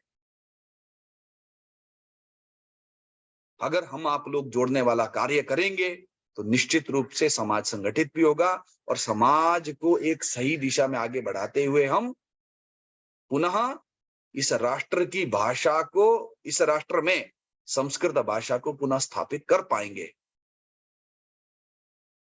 संस्कृत के माध्यम से पढ़ाया भी जा सकता है, संस्कृत के माध्यम से बोला भी जा सकता है, संस्कृत के माध्यम से हम क्रीड़ा भी कर सकते हैं, संस्कृत के माध्यम से आज हर प्रकार के आनंद को हम प्राप्त कर सकते हैं। परंतु उसके लिए उस रूप में संस्कृत का उस रूप को समाज में स्थापित करना पड़ेगा। उसके लिए हर विश्वविद्यालय का संस्कृत विभाग, हर संस्कृतज्ञ को आगे आकर इस क्षेत्र में काम करना। ये जो भारतीय चिंतन है, वो भारतीय चिंतन विश्व को एक नई दिशा देने का कार्य कर सकता है। पर उस कार्य को करने के लिए हम आप लोगों को भिन्न भिन्न रूप से आगे आने की जरूरत पड़ेगी। भिन्न भिन्न रूप से हमें आगे आकर कार्य करने की जरूरत पड़ेगी, ताकि विश्व में हर व्यक्ति ये स्वाभिमान से बोल सके, भारत का प्रत्येक व्यक्ति स्वाभिमान से ये बोल सके, मम देशो भारतम, मम भाषा संस्कृतम। अगर हम इस कार्य को नहीं करेंगे तो उसका दुष्परिणाम क्या? एक सुभाषित जिसको शायद आप लोग जानते होंगे, अश्वम नैव गजम नैव व्याघ्रम नैव च नैव च। अजा पुत्रम बलिम दद्यात् देवः दुर्बल घातका। अश्वम नैव, बलि, भगवान किसकी बलि लेता है? अश्व की बलि लेता है? नहीं। गज बलि लेता है? नहीं। व्याघ्र की बलि लेता है? नहीं।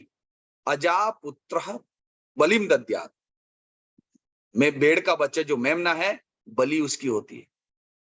देवः दुर्बल घातका, जो देव है वो भी दुर्बलों को मारता है।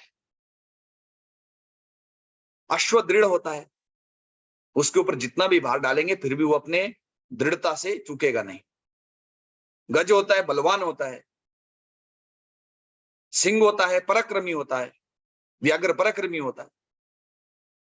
जो दृढ़ होता है, बलवान होता है, पराक्रमी होता है, उसका कभी भी समाप्ति नहीं होती। जो हमेशा पराश्रित होता है, परचिंतन पर ही हमेशा अपने जीवन को जीता है। संस्कृत के क्षेत्र में जो पराश्रय का भाव बना है, परचिंतन का भाव बना है, कभी पराक्रम का भाव नहीं बना। जिस दिन संस्कृत के क्षेत्र के लोग पराक्रमी होंगे, उस दिन संस्कृत के ऊपर किसी भी प्रकार का आघात नहीं हो सकता है। हमारे पूर्वजों ने तो हमें ये कहा है, शस्त्रे शास्त्रे च कौशलम। संस्कृत के लोगों को दो चीजों में कौशल करने की जरूरत है। हमारे पूर्वज दोनों विद्या में निपुण थे, शस्त्र विद्या और शास्त्र विद्या। आज हमने शस्त्र को भी छोड़ दिया, शास्त्र को भी छोड़ दिया। कोई संस्कृत का निंदन करता है, हम उसे स्वीकार कर लेते। कोई संस्कृत का तिरस्कार करता है, हम उसे स्वीकार कर लेते। इसीलिए शास्त्र विद्या और शास्त्र विद्या में निपुण होने की जरूरत है। जो भारत देश की अस्मिता है, जो भारत देश की आइडेंटिटी है, जिससे भारत देश का आज भी विश्व भर में परिचय है, वो भाषा तो संस्कृत है। और उसका उदाहरण 2006 में अब्दुल कलाम जी, ग्रीक देश के, वहां के राष्ट्रपति ने उनका स्वागत संस्कृत में किया। अब्दुल कलाम महाभागा यवना नाम देशे भवताम सुस्वागत। इसका मतलब विश्व के प्रत्येक देश आज भी ये जानते हैं कि भारत का जो वैशिष्ट्य है वो संस्कृत के कारण है और भारतीय संस्कृति के कारण है।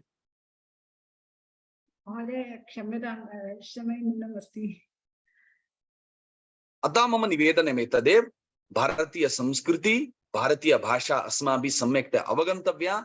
अगर हम उसको जानकर अपनी योजना बनाएंगे, निश्चित रूप से हम एक भव्य भारत का निर्माण कर पाएंगे। और भव्य भारत के निर्माण में हम आप सभी लोगों की एक महत्वपूर्ण भूमिका हो। इसीलिए अमेठी विश्वविद्यालय ने जिस प्रकार की एक पहल की है संस्कृत से संस्कृति की ओर, उस संस्कृत और संस्कृति को समझते हुए अपनी भूमिका हम तय करें कि मुझे किस रूप में, हम किस रूप में इस विषय को लेकर आगे बढ़ सकते हैं, मेरी भूमिका किस रूप में। और इसको अगर जानेंगे, इसको जानते हुए हम अगर आगे कार्य करेंगे, निश्चित रूप से आपके अनुकूल भारत बन सकता है, आपके चिंतन के अनुकूल, आपके विषय के अनुकूल, आपके विचारों के अनुकूल। इसीलिए भव्य भारत के निर्माण में सभी अपनी भूमिका दे, ऐसे निवेदन करते मैं अपनी वाणी को विराम देता।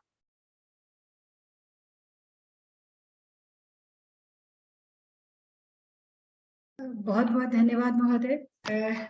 आपने बहुत ही विस्तार में, बहुत ही सुंदर और बहुत ही सरल शब्दों में, सुबोध के साथ बहुत ही सरल शब्दों में हमें ये बताया कि हम संस्कृत को जानने वाले, समझने वालों का क्या रोल होना चाहिए संस्कृत को आगे बढ़ाने में। हमारे देश में सब कुछ है, हमारा गौरव है संस्कृत, बस हम उसको कहीं पीछे छोड़ चुके हैं थोड़ा बहुत। हम आपसे वो क्या कहते हैं, प्रार्थना करते हैं कि हमें आगे भी आपका मार्गदर्शन प्राप्त होता रहे। हमारे एमिटी विश्वविद्यालय इसमें संस्कृत को थोड़ा बहुत आगे ले जाने में, भारतीय संस्कृति को थोड़ा बहुत आगे ले जाने में कार्य प्रारंभ किया है हमने। आपका मार्गदर्शन चाहिए। बहुत बहुत धन्यवाद आज हमारे साथ जुड़ने के लिए। मैं निवेदन करती हूँ डायरेक्टर सर से, यदि आप कुछ टिप्पणी करना चाहें इस विषय पर। नहीं, कई विद्वान जन हैं, मैं चाहूंगा कि उनकी जो भी मतलब टिप्पणी नहीं बल्कि समीक्षा के रूप में हम दो शब्द चाहेंगे। सबसे पहले तो हमारे आदरणीय कुलपति महोदय जी जी। भी हैं और फिर शशि तिवारी मैडम भी हैं, तो फिर उनका लेंगे। पहले हम अपने कुलपति महोदय जी के पास जाएंगे।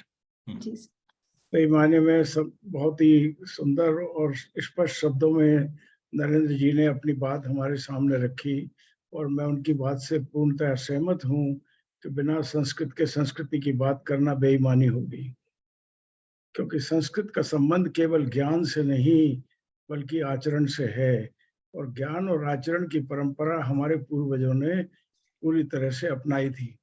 मैंने वो समय देखा है कि अगर विद्युत सभा में कोई ऐसा व्यक्ति उपस्थित होकर के लंबी चौड़ी बात करे जिसका कि आचरण सही ना हो, तो उससे कहा जाता था कि you are not authorised to speak in this assembly, और सही मायने में स्पष्ट रूप से उसको अलग कर दिया जाता था। वो हमने देखा है। हमने ये भी देखा है कि आत्म अनुशासन पर बहुत जबरदस्त जोर संस्कृत और संस्कृति के माध्यम से हमारे बाल्यकाल में हमने समाज में देखा, और संस्कृत निश्चित रूप से हमारे आचरण के ऊपर विशेष बल देती है, क्योंकि ज्ञान का महत्व तो तभी है मित्रों जबकि हम उसे अपने आचरण में, अपने व्यवहार में, अपने जीवन जीने की पद्धति में पूरी तरह से अपनाएं। अदरवाइज वो ज्ञान तो ज्ञान केवल पुस्तकों तक सीमित है, उसका सदुपयोग हम अपने लिए और हमारे समाज के लिए नहीं कर सकते। इसलिए ज्ञान और आचरण दोनों की परंपरा को हमें साथ लाना है। भगवान कृष्ण ने भी निश्चित रूप से भगवत गीता में ज्ञान और आचरण दोनों को साथ रखने की बात कही है। इसलिए योग को कर्म के साथ जोड़ा है और ज्ञान को कर्म के साथ जोड़ा है। ज्ञान कर्म इंटीग्रेशन करने की बात कही गई है, ज्ञान कर्म समाहिता की बात करने की बात कही गई। मुझे बहुत खुशी है कि नरेंद्र जी ने हमें याद भी दिलाया कि हरियाणा सही मायने में भगवान कृष्ण ने उपयुक्त जगह चुनी और उनकी वाणी से ही भगवत गीता हरियाणा क्षेत्र में कही गई।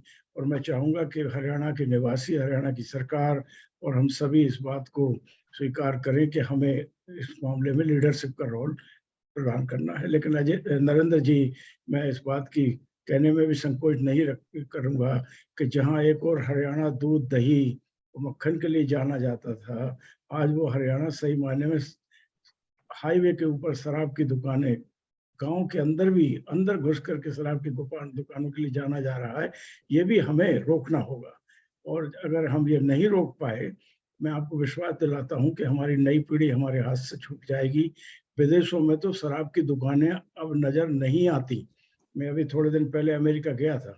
मैंने अपने बेटे से पूछा कि आपके यहाँ तो कोई शराब की दुकान नजर नहीं आ रही मुझे।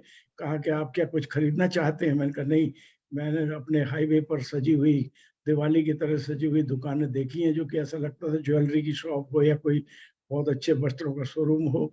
आप क्या क्यों नहीं है? तो उसने मुझे बताया कि हमारी सरकार ने इस बात का फैसला किया है कि शराब की दुकानें पब्लिक की आई से दूर रखी जाए, और खास तौर से बच्चों से, क्योंकि जो छात्र छात्राएं हैं, छोटे बच्चे हैं, अगर वो सजी हुई बोतलों को देखेंगे, सजी हुई दुकान को देखेंगे, उस तरफ प्रेरित होंगे। तो हैरान हुआ मैं देख करके कि शराब की दुकानों को फ्रंट लाइन में कभी रखा नहीं जाता, और सामने ब्लैक शीट लगाई जाती है जिससे सामने से कुछ नजर भी ना आए। अंदर घुसने के बाद भी पहले चैम्बर में केवल कोई सेल्समैन बैठा होगा या सेल्स वूमन बैठे, उसके अंदर जाकर के सही मायने में स्टॉक है, वहां से आप सेलेक्ट करिए। तो हमें भी इस तरफ पहल करनी पड़ेगी। अगर हम शराब की दुकानों को नहीं रोक पाए, अगर हम मांस खाने की परंपरा को कंट्रोल नहीं कर पाए, तो दुनिया तो संस्कृति को अपना लेगी, लेकिन भारत पीछे रह जाएगा। इसलिए हमें विश्वविद्यालयों के माध्यम से, विद्यालयों के माध्यम से, महाविद्यालयों के माध्यम से इस बात की सार्थक पहल करनी चाहिए that we must lead by example and we must also convince our society to follow the tenets of our Sanskriti in letter and spirit in order to build the India of our dream. मुझे इस बात की अत्यंत प्रसन्नता है कि हमारी सरकार आज पूरी समर्पण भाव के साथ हमारी संस्कृति को पुनर्स्थापित करने के लिए सार्थक पहल कर रही है, और इसमें इस यज्ञ में हम और आप सबको अपनी पूरी समर्थन के साथ, पूरी निष्ठा के साथ सहयोग प्रदान करना है। अमेठी विश्वविद्यालय इस पूरी निष्ठा के साथ सही मायने में इस यज्ञ में समर्थ सहयोग देने के लिए अपने आप को प्रस्तुत करता है, और इसी उद्देश्य से ये कार्यशाला हमारे प्रोफेसर संजय झा साहब ने आयोजित की, जिसमें बड़े बड़े विद्वान सम्मिलित हो रहे हैं। आपने अपना बहुमूल्य समय निकाला, मैं आपका बहुत बहुत धन्यवाद करता हूँ और ईश्वर से प्रार्थना करता हूँ कि आपका मिशन पूरी तरह सफल हो और हम अगर कुछ उसमें सहयोग कर सकें तो हम अपने आप को भी धन्य मानेंगे। Thank you so much. अभी मैं आपसे एक निवेदन करना चाहूंगा। मैं कल केंद्रीय विश्वविद्यालय के कुलपति जी से बैठा था। अभी भारत सरकार द्वारा कुछ संस्कृत के प्रचार प्रसार की भिन्न भिन्न रूप में योजना आई। मैं आप अमेठी विश्वविद्यालय, संस्कृत भारती और के द्वारा हम एक ऐसा प्रपोजल तैयार करके भारत सरकार को भेजते हैं। आर्थिक बजट उनका रहेगा। तो वो बात हुई है कल। ऐसे कुछ अनन्य प्रकार के जो गतिविधियां अगर हमें कर सकते हैं। सरकार के पास पैसा है परंतु संस्कृतज्ञ के पास योजना नहीं है, और अगर हम योजना मिलकर बनाएंगे तो निश्चित रूप से संस्कृत के देने के लिए दान देने वालों की कमी नहीं है, संस्कृत के लिए समर्पित भाव करने वालों की कमी नहीं, पर संस्कृत के लिए संस्कृत जगत का नेतृत्व करने वालों की कमी है। अगर अमेठी विश्वविद्यालय पहल करेगा तो भिन्न भिन्न रूप से हम आगे बढ़ेंगे मिलकर। जरूर इस ओर हम लोग आगे बढ़ेंगे और प्रोफेसर झा साहब से निवेदन है कि वो अच्छा सा प्रपोजल इस बात बनाए। मैं आपको विश्वास दिलाना चाहता हूं कि हम सत्य निष्ठा के साथ इस यज्ञ में जुड़े हैं। आपको सुनकर प्रसन्नता होगी कि हमने अपनी लाइब्रेरी में एक सेक्शन रखा, उसका नाम रखा है स्पिरिचुअल लाइब्रेरी, क्योंकि हम ये मानते हैं कि हमारे आज की पीढ़ी को अगर दर्शन भी नहीं होंगे कि वेद क्या है, भगवत गीता क्या है, पुराण क्या है, उपनिषद क्या है, और अगर उनको खोल करके उन्होंने नहीं देखा तो वो लोग वंचित रह जाएंगे सही मायने में उस धरोहर से जो कि उनकी अपनी धरोहर है। तो हमने वो भी पहल की है हमारी लाइब्रेरी में, जो कि बहुत सुंदर लाइब्रेरी मैं कह सकता हूँ हरियाणा की सबसे सर्वश्रेष्ठ लाइब्रेरी आज की महाविद्यालय और यूनिवर्सिटी के हमारे पास है। तो उसमें भी हमने स्पिरिचुअल लाइब्रेरी की पहल की है और निरंतर रूप से इस विषय पर चर्चाएं के साथ साथ आचरण पर भी काफी जोर हमारी यूनिवर्सिटी में दिया गया। जैसे मैंने बताया कि हम लोग इस बात की विशेष पहल कर रहे हैं कि हम अपने आचरण के द्वारा हमारे ज्ञान को सही ढंग से अपनाएं। तो इस ओर भी सार्थक पहल हो रही। लेकिन हम आपकी बात सहमत है कि सरकार के साथ जुड़ करके हमें अच्छी योजनाओं के साथ हमारी युवा पीढ़ी तक पहुंचना है, जिससे कि वो हमारी संस्कृति के न केवल महत्व को समझ सकें बल्कि उसको अपने जीवन पद्धति में अपना करके विश्व को नई दिशा देने के लिए अपने आप को समर्थ बनाए। Thank you so much. धन्यवाद हमारे कुलपति साथ महोदय। शशि मैम भी जुड़ी हुई हैं, जी जी। तो मैं चाहूंगा 2 शब्द शशि मैम आज के व्याख्यान पे बोले। मैम आप म्यूट हैं मैम। जी जी, अब आवाज ठीक है? जी जी जी मैम। तो पहले तो संजय जी को धन्यवाद कि मुझे अवसर दिया है। मैं बहुत ध्यान से नरेंद्र कुमार जी का और माननीय कुलपति जी का वक्तव्य सुन रही थी। बाय द वे मैम थोड़ा मैं यहाँ पे रोकने के लिए क्षमा चाहूंगा। कई लोगों को पता नहीं होगा, लेकिन हमारी शशि मैम राष्ट्रपति पुरस्कार से पुरस्कृत हैं। उनके कई मतलब बहुत ही व्यापक परिचय है, लेकिन अभी हम समय के अभाव के चलते नहीं बता पाएंगे। Yes ma'am please. तो बहुत ही सुंदर वक्तव्य था, इसमें कोई शक नहीं है। और इस सबसे बड़ी बात यह है कि आपने जो बीच बीच में सूक्तियां बोली और संस्कृत के उदाहरण दिए, उनसे वो बहुत रोचक भी हो रहा था। उदाहरण भी दे रहे थे तो बहुत रोचक हो रहा था। और मैं कल परसों से भी देख रही हूँ, सुन रही हूँ। संस्कृति को भी आपने बहुत अच्छे से एक्सप्लेन किया। वो बड़ी बात है, क्योंकि होता क्या है कि सभ्यता और संस्कृति, सिविलाइजेशन एंड कल्चर, 2 चीजें हैं। लोग अक्सर सभ्यता को संस्कृति समझ बैठते हैं कि, और संस्कृति जो अंतस्थल वाला, जो अंत रहने वाला एक तत्व है, और सभ्यता बाहरी तत्व है। वो तो बदल सकता है, सभ्यता तो बदल सकती है, वो तो हम लोगों की, हमारी भी बदली और बदल रही है। जैसे कि कैसे रहते हैं, कैसे बैठते उठते हैं, खाना खाते हैं या सोते हैं, इस तरह की चीजें, जो बाहरी चीजें वो तो बदल रही हैं। परिवर्तन तो मांग होती है समय की। लेकिन जो हमारा अंदर आचार विचार, हमारे जो मान्यताएं, परंपराएं, वो जो तत्व होते हैं, उनको संस्कृति उनसे बनती है। और वो, मुझे लगता है, मैंने कल भी कहा था कि जो हमारा वेदों द्वारा स्थापित वैदिक संस्कृति है, वही भारतीय संस्कृति है, वही संस्कृत की संस्कृति है, और आज तक वही मूल रूप में आ रही है। अब प्रश्न ये है कि लोग उस पर कितना आचरण कर पाते हैं, कितना समझ पाते हैं। तो जैसा विद्वान वक्ता यहाँ कह रहे हैं, मैं उनसे पूरी तरह सहमत हूँ कि लोग उसको नहीं समझ पाते और नहीं करते हैं, क्योंकि पाश्चात्य जो संस्कृति का प्रभाव है वो उनके ऊपर ज्यादा हो रहा है। और ज्यादा समय ना लेते हुए मैं माननीय कुलपति जी ने जो बात कही कि लाइब्रेरी बनाई है और उसमें उसका नाम रखा है आध्यात्मिक, इस तरह से संस्कृत के ग्रंथों को वहां संग्रह किया गया। मुझे याद आ रहा है थोड़े समय पहले हंसराज कॉलेज दिल्ली विश्वविद्यालय में एक कॉन्फ्रेंस चल रही थी, मैं भी उसमें बुलाई गई थी। तो उसका विषय यही था, संस्कृत और वेद पुराण इत्यादि ग्रंथों की लाइब्रेरी में अनिवार्यता। तो मैं इसको इतना महसूस करती हूँ, इतना जरूरी है, क्योंकि जब मेरा विषय वेद है, तो जब मैं वेद पढ़ती हूँ तो मैं सबसे पहले चाहती हूँ कि लोग जाके लाइब्रेरी में वेद को देखें, तो कैसे मंत्र हैं, किस प्रकार से 8-10 खंडों में जाके तो एक वेद बनता है। शतपथ का आपने देखा होगा कितना ज्यादा, कितने वॉल्यूम्स हैं। तो उनकी एक बार उनकी शक्ल तो देखो, उनको देख तो लो कि कैसे लिखे हुए हैं, किस प्रकार से विभाजन हो रहा है। तो ये आपकी बात बहुत जरूरी है कि लाइब्रेरी में होंगी तभी स्टूडेंट्स देखेंगे, और जब देखेंगे तब उनकी स्मृति में वो सदा सर्वदा रह जाएगा, और मंत्र याद करेंगे तब भी उनको दृष्टि उनके आंखों में रहेगी। तो इस तरह की बातें हो रही हैं यहाँ पर, अच्छा लग रहा है, काफी इंटरेस्टिंग है। और मैं संस्कृति से संस्कृति की ओर कभी सोचा नहीं था ये भी विषय हो सकता है, लेकिन अब लग रहा है कि इतना सार्थक विषय है कि ये सच है कि हम, आप लोग बार बार अंडरलाइन ही कर रहे थे नरेंद्र कुमार जी कि ये गीता को कैसे पढ़ोगे जब तक संस्कृत नहीं पढ़ोगे, रामायण को कैसे पढ़ोगे जब कंप्यूटर में जब तक संस्कृत नहीं डालोगे, वो सुपर कंप्यूटर कैसे बनेगा। तो संस्कृत की महिमा तो है, लोगों को समझ में आने लगी है, और आशा यही करते हैं कि जल्दी से जल्दी वो उसके महत्व को समझेंगे और उसको उसकी ओर जाएंगे, क्योंकि आध्यात्मिकता जो है वही सर्वस्व है और उसको सबको समझना चाहिए। नमस्कार, धन्यवाद। आगे मैं प्रोफेसर जी प्रोफेसर मैडम का विशेष आभार। मैंने पहले भी मैडम को सुना है और आपकी विद्वता से हम लोग पूरी तरह नतमस्तक हैं।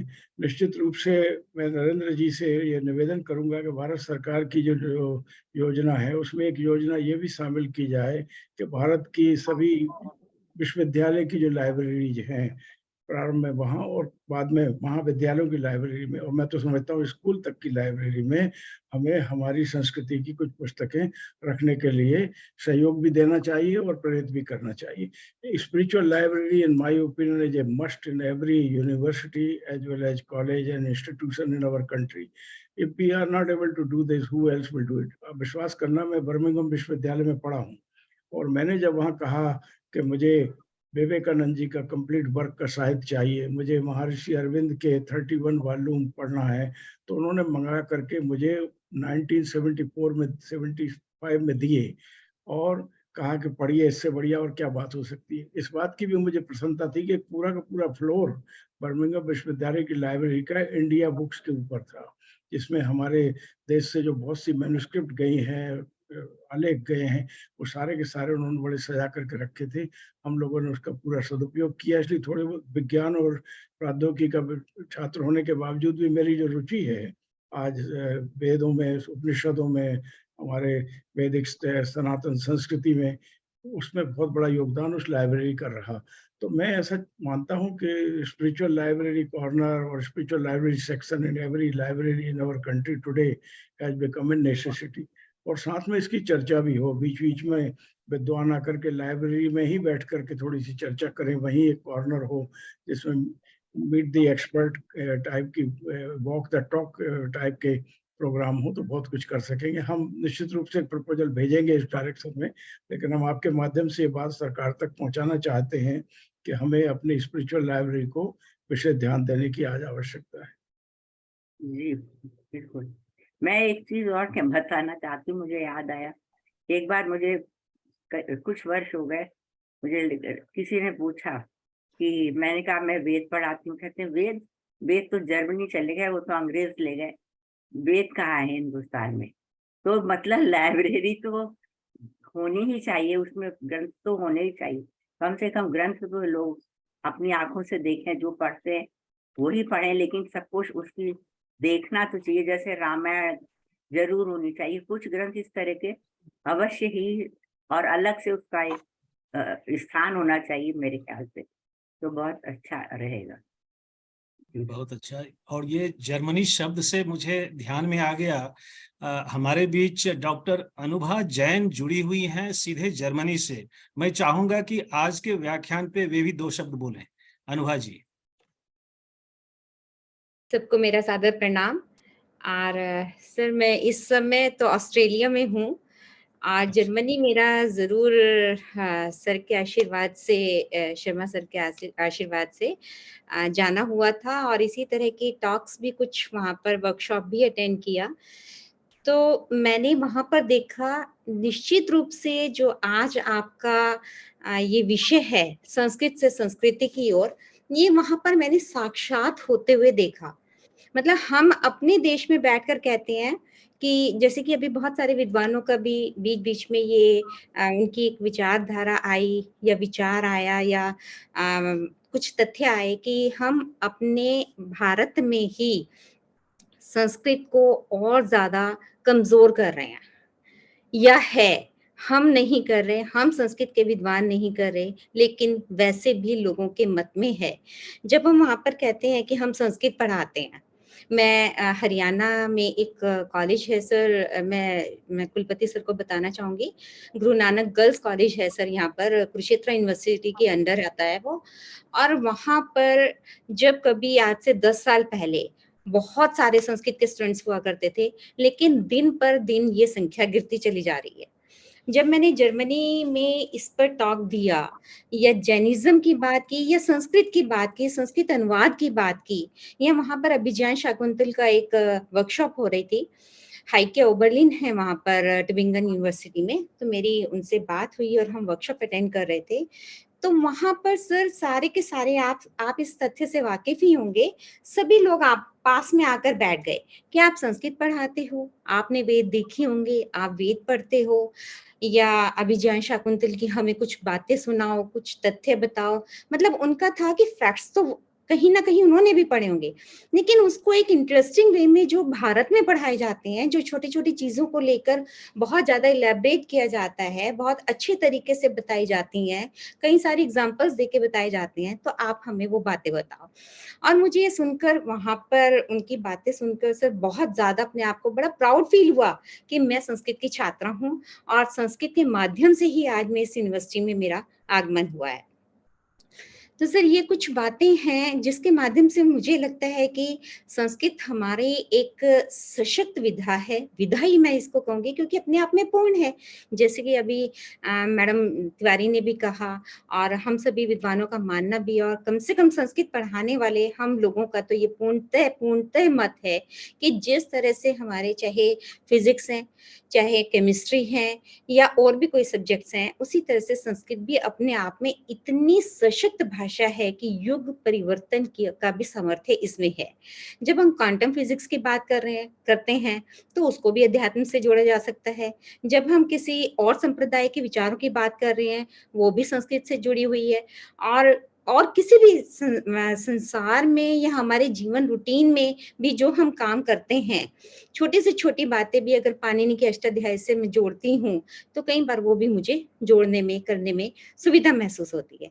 लेकिन अभी जैसे सर ने कहा कि सरकार पैसा देने के लिए तत्पर है, तब मेरा भी मन आया कि मैं भी ये कहूँ कि मैं भी एक ऐसा चरित्र हूँ या ऐसा प्राणी हूँ कि जो हर तरह से संस्कृत की उपासना करने के लिए तत्पर हूँ और जहाँ कहीं भी प्रोजेक्ट में आपको लगता है, किसी भी उसको लगता है विद्वान को कि कोई कार्य मेरे द्वारा संभव हो सकता है, तो मैं हर तरह से तत्पर हूँ उस कार्य को करने के लिए। संस्कृत की जो भी सेवा हो सके, मेरे उसमें जो भी होगा, मैं तत्पर हूँ सर। धन्यवाद। इन्हीं शब्दों के साथ मैं विराम लेती हूँ। बहुत बढ़िया। और आगे बस एक और रिफ्लेक्शन में चाहूंगा। हमारे बीच एक बहुत चर्चित पत्रकार हैं संसद टीवी से, डॉक्टर प्रसून मिश्र जी भी, मैं उनसे भी निवेदन करूंगा 2 शब्द आज के व्याख्यान पे कहें। जी सर।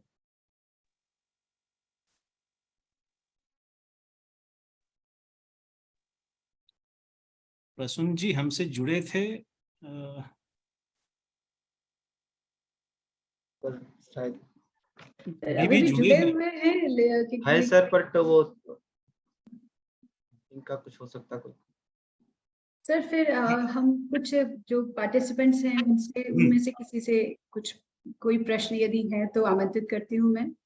एमईटी के एक डायरेक्टर भी हमसे जुड़े हुए, मेजर जनरल जेएस धुल जी, अगर उनका भी कोई रिफ्लेक्शन हो तो ही में। Over to you sir.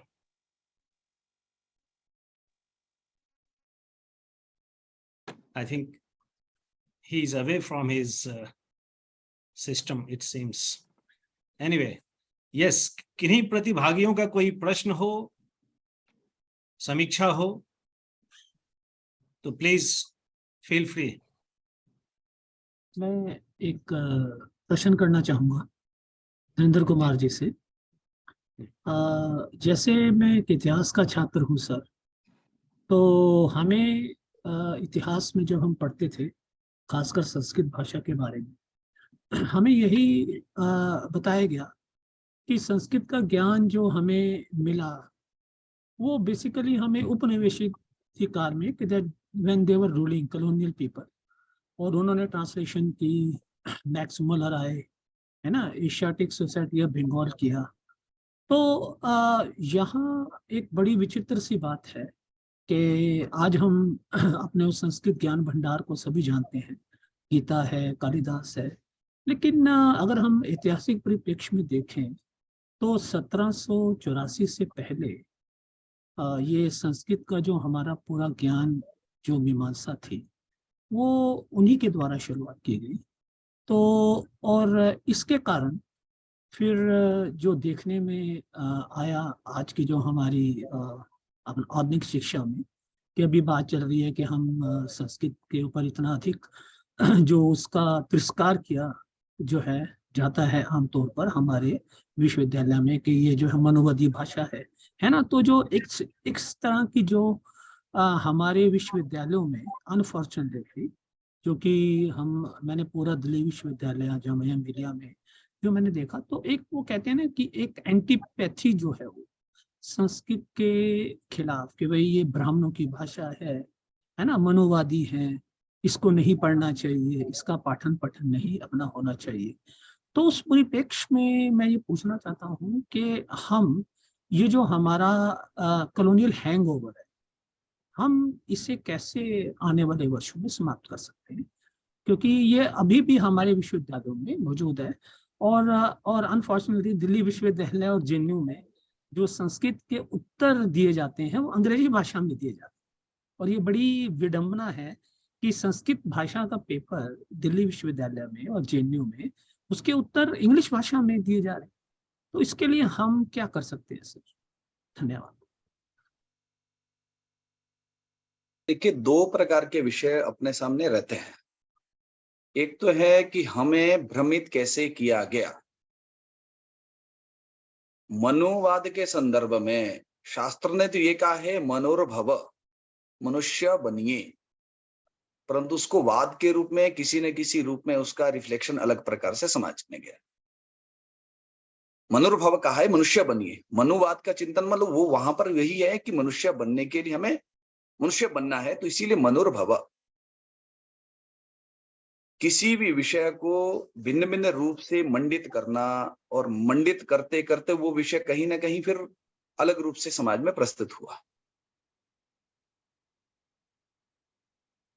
इसी प्रकार जितने भी हमारा एक मूल तथ्य रहे हैं,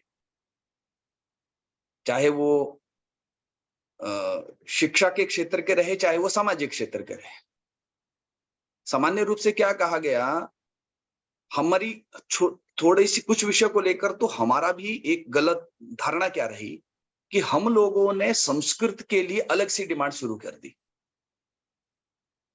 अलग से डिमांड के कारण क्या हुआ, संस्कृत महाविद्यालय अलग से, संस्कृत विश्वविद्यालय अलग से, संस्कृत विभाग अलग से, अलग अलग करते हुए अभी अगर आप किसी गांव में, नगर में देखेंगे तो एक मोहल्ला अलग से बनना शुरू हुआ। अलग मोहल्ला बनने के कारण उस मोहल्ले में कोई जाएगा नहीं, कौन जाएंगे, वही लोग जाएंगे। तो हमने कभी संस्कृत को मेन स्ट्रीम में लाने के लिए नहीं सोचा, क्योंकि अगर जब तक हम अलग रहेंगे स्वाभाविक रूप से हमारे प्रति एक अलग से दृष्टि बने रहेगी। जब हम मेन स्ट्रीम में आएंगे, जैसे NEP 2020 ने क्या कहा कि मेन स्ट्रीम में संस्कृत को लाना है, विज्ञान का छात्र संस्कृत पढ़े, फिजिक्स आप गणित का छात्र संस्कृत पढ़े, या कोई भी आधुनिक विषय पढ़ने वाला छात्र उसके साथ साथ संस्कृत का अध्ययन करे, ताकि वो तुलनात्मक अध्ययन को कर सके। हमने एक प्रकार का अध्ययन किया, तुलनात्मक अध्ययन की अभी तक चिंतन ही विकसित समाज में नहीं हुआ।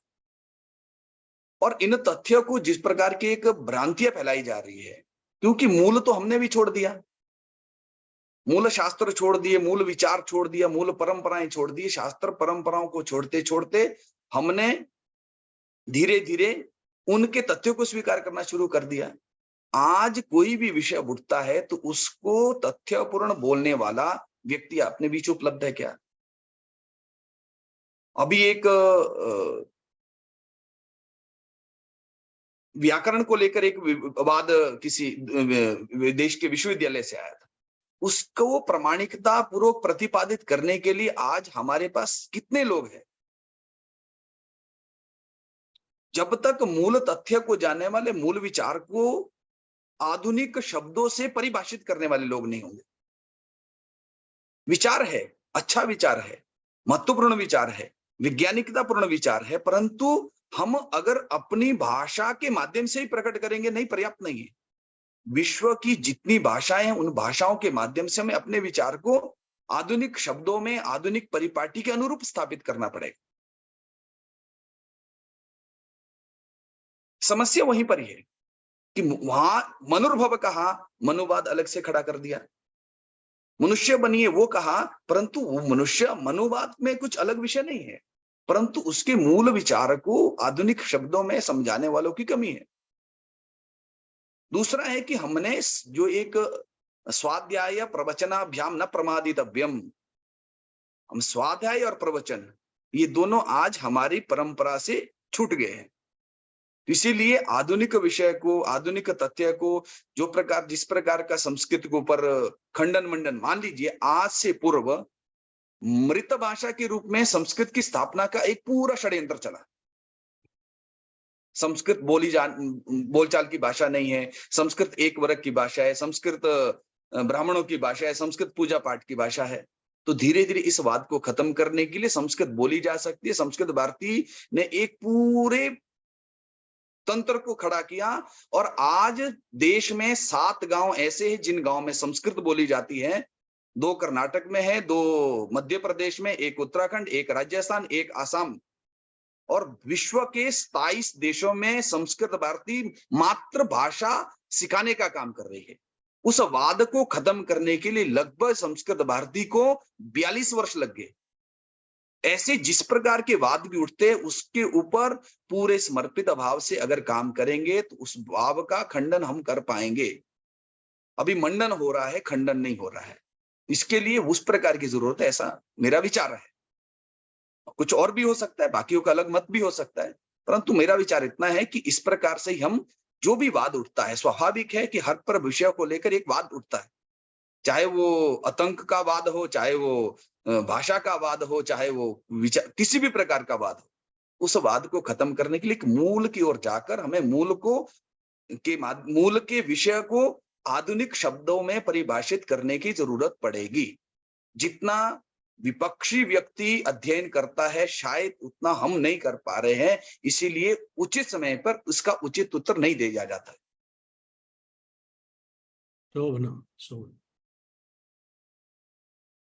सुप्रिया जी। जी सर, बहुत अच्छी चर्चा चल रही थी तो मुझे लगा इसको चलने ही देते हैं। अगर कुछ 4-5 मिनट है तो मैं बोलूं? जी जी मैम। जी मैम। अजय शर्मा जी ने जो प्रश्न किया वो यूनिवर्सिटी में आजकल जो पढ़ाई चल रही है और जो आजकल क्वेश्चंस उठाए जाते हैं संस्कृत के अध्ययन को लेकर, उनसे था। ऐतिहासिक भी कुछ प्रश्न थे। तो इन पर ये मुझे कहना है कि संस्कृत जब हम बोलते हैं, कहते हैं संस्कृत शब्द, तो उसके दो अर्थ लेने हैं, एक तो संस्कृत भाषा और एक संस्कृत साहित्य। तो संस्कृत साहित्य की पढ़ाई दिल्ली विश्वविद्यालय, JNU और जामिया मिलिया इस्लामिया इत्यादि विश्वविद्यालयों में होती है। वो शोधपरक भी अध्ययन होते हैं, समालोचनात्मक अध्ययन होते हैं, उनके अर्थों का विश्लेषण किया जाता है, ग्रंथों के, जो ये काव्य इत्यादि ग्रंथ हैं, आपने स्वयं पढ़ाई करी थी। तो इसलिए वो पिछड़ जाता है, वो भाषा का जो उनका बोलना और बात करना वो पिछड़ जाता है, रह जाता है।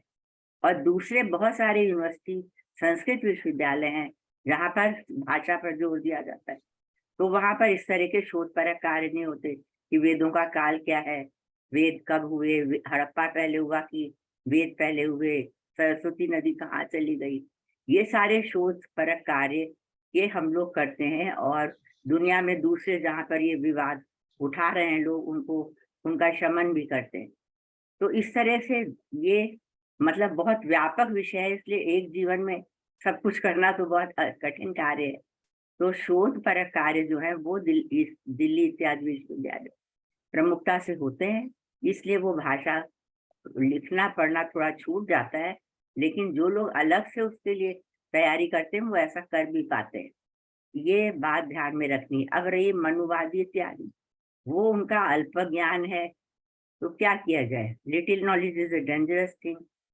उनको समझाने के लिए वाद विवाद किया जाएगा, तब वो समझ में उनको आ जाएगा। अब हमें लोगों को तो पता है मनुस्मृति में क्या लिखा हुआ है, उन्होंने तो पता नहीं, उन्होंने तो सुना है कहीं कहीं से। उन्होंने तो, जैसे अभी हम लोग बात कर रहे थे, लाइब्रेरी में जाके ग्रंथों का दर्शन भी नहीं किया हुआ है, तो मनुस्मृति को आंखों से देखा भी नहीं होगा। तो इन लोगों पर तो कुछ भी कहना बेकार है। उसको तो एक उपेक्षा भाव यहाँ पर जो पतंजलि ने योग सूत्र में कहा है वही अभिप्रेत होना चाहिए। तो आप तो वैसे समझते हैं, प्रश्न आपने बनाया मुझे लगता है सिर्फ हम लोगों को उलझाने के लिए, ऐसा मुझे लगता है, लेकिन उत्तर तो आपको स्वयं पता ही होगा।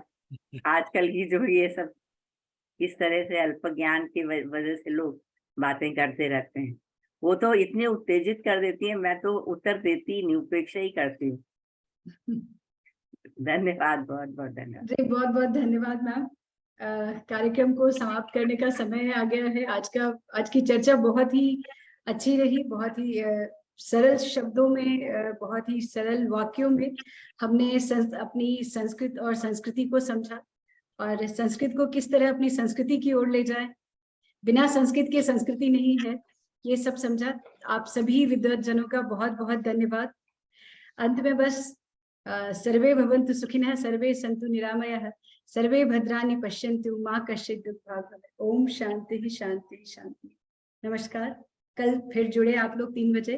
आप सभी का बहुत बहुत धन्यवाद।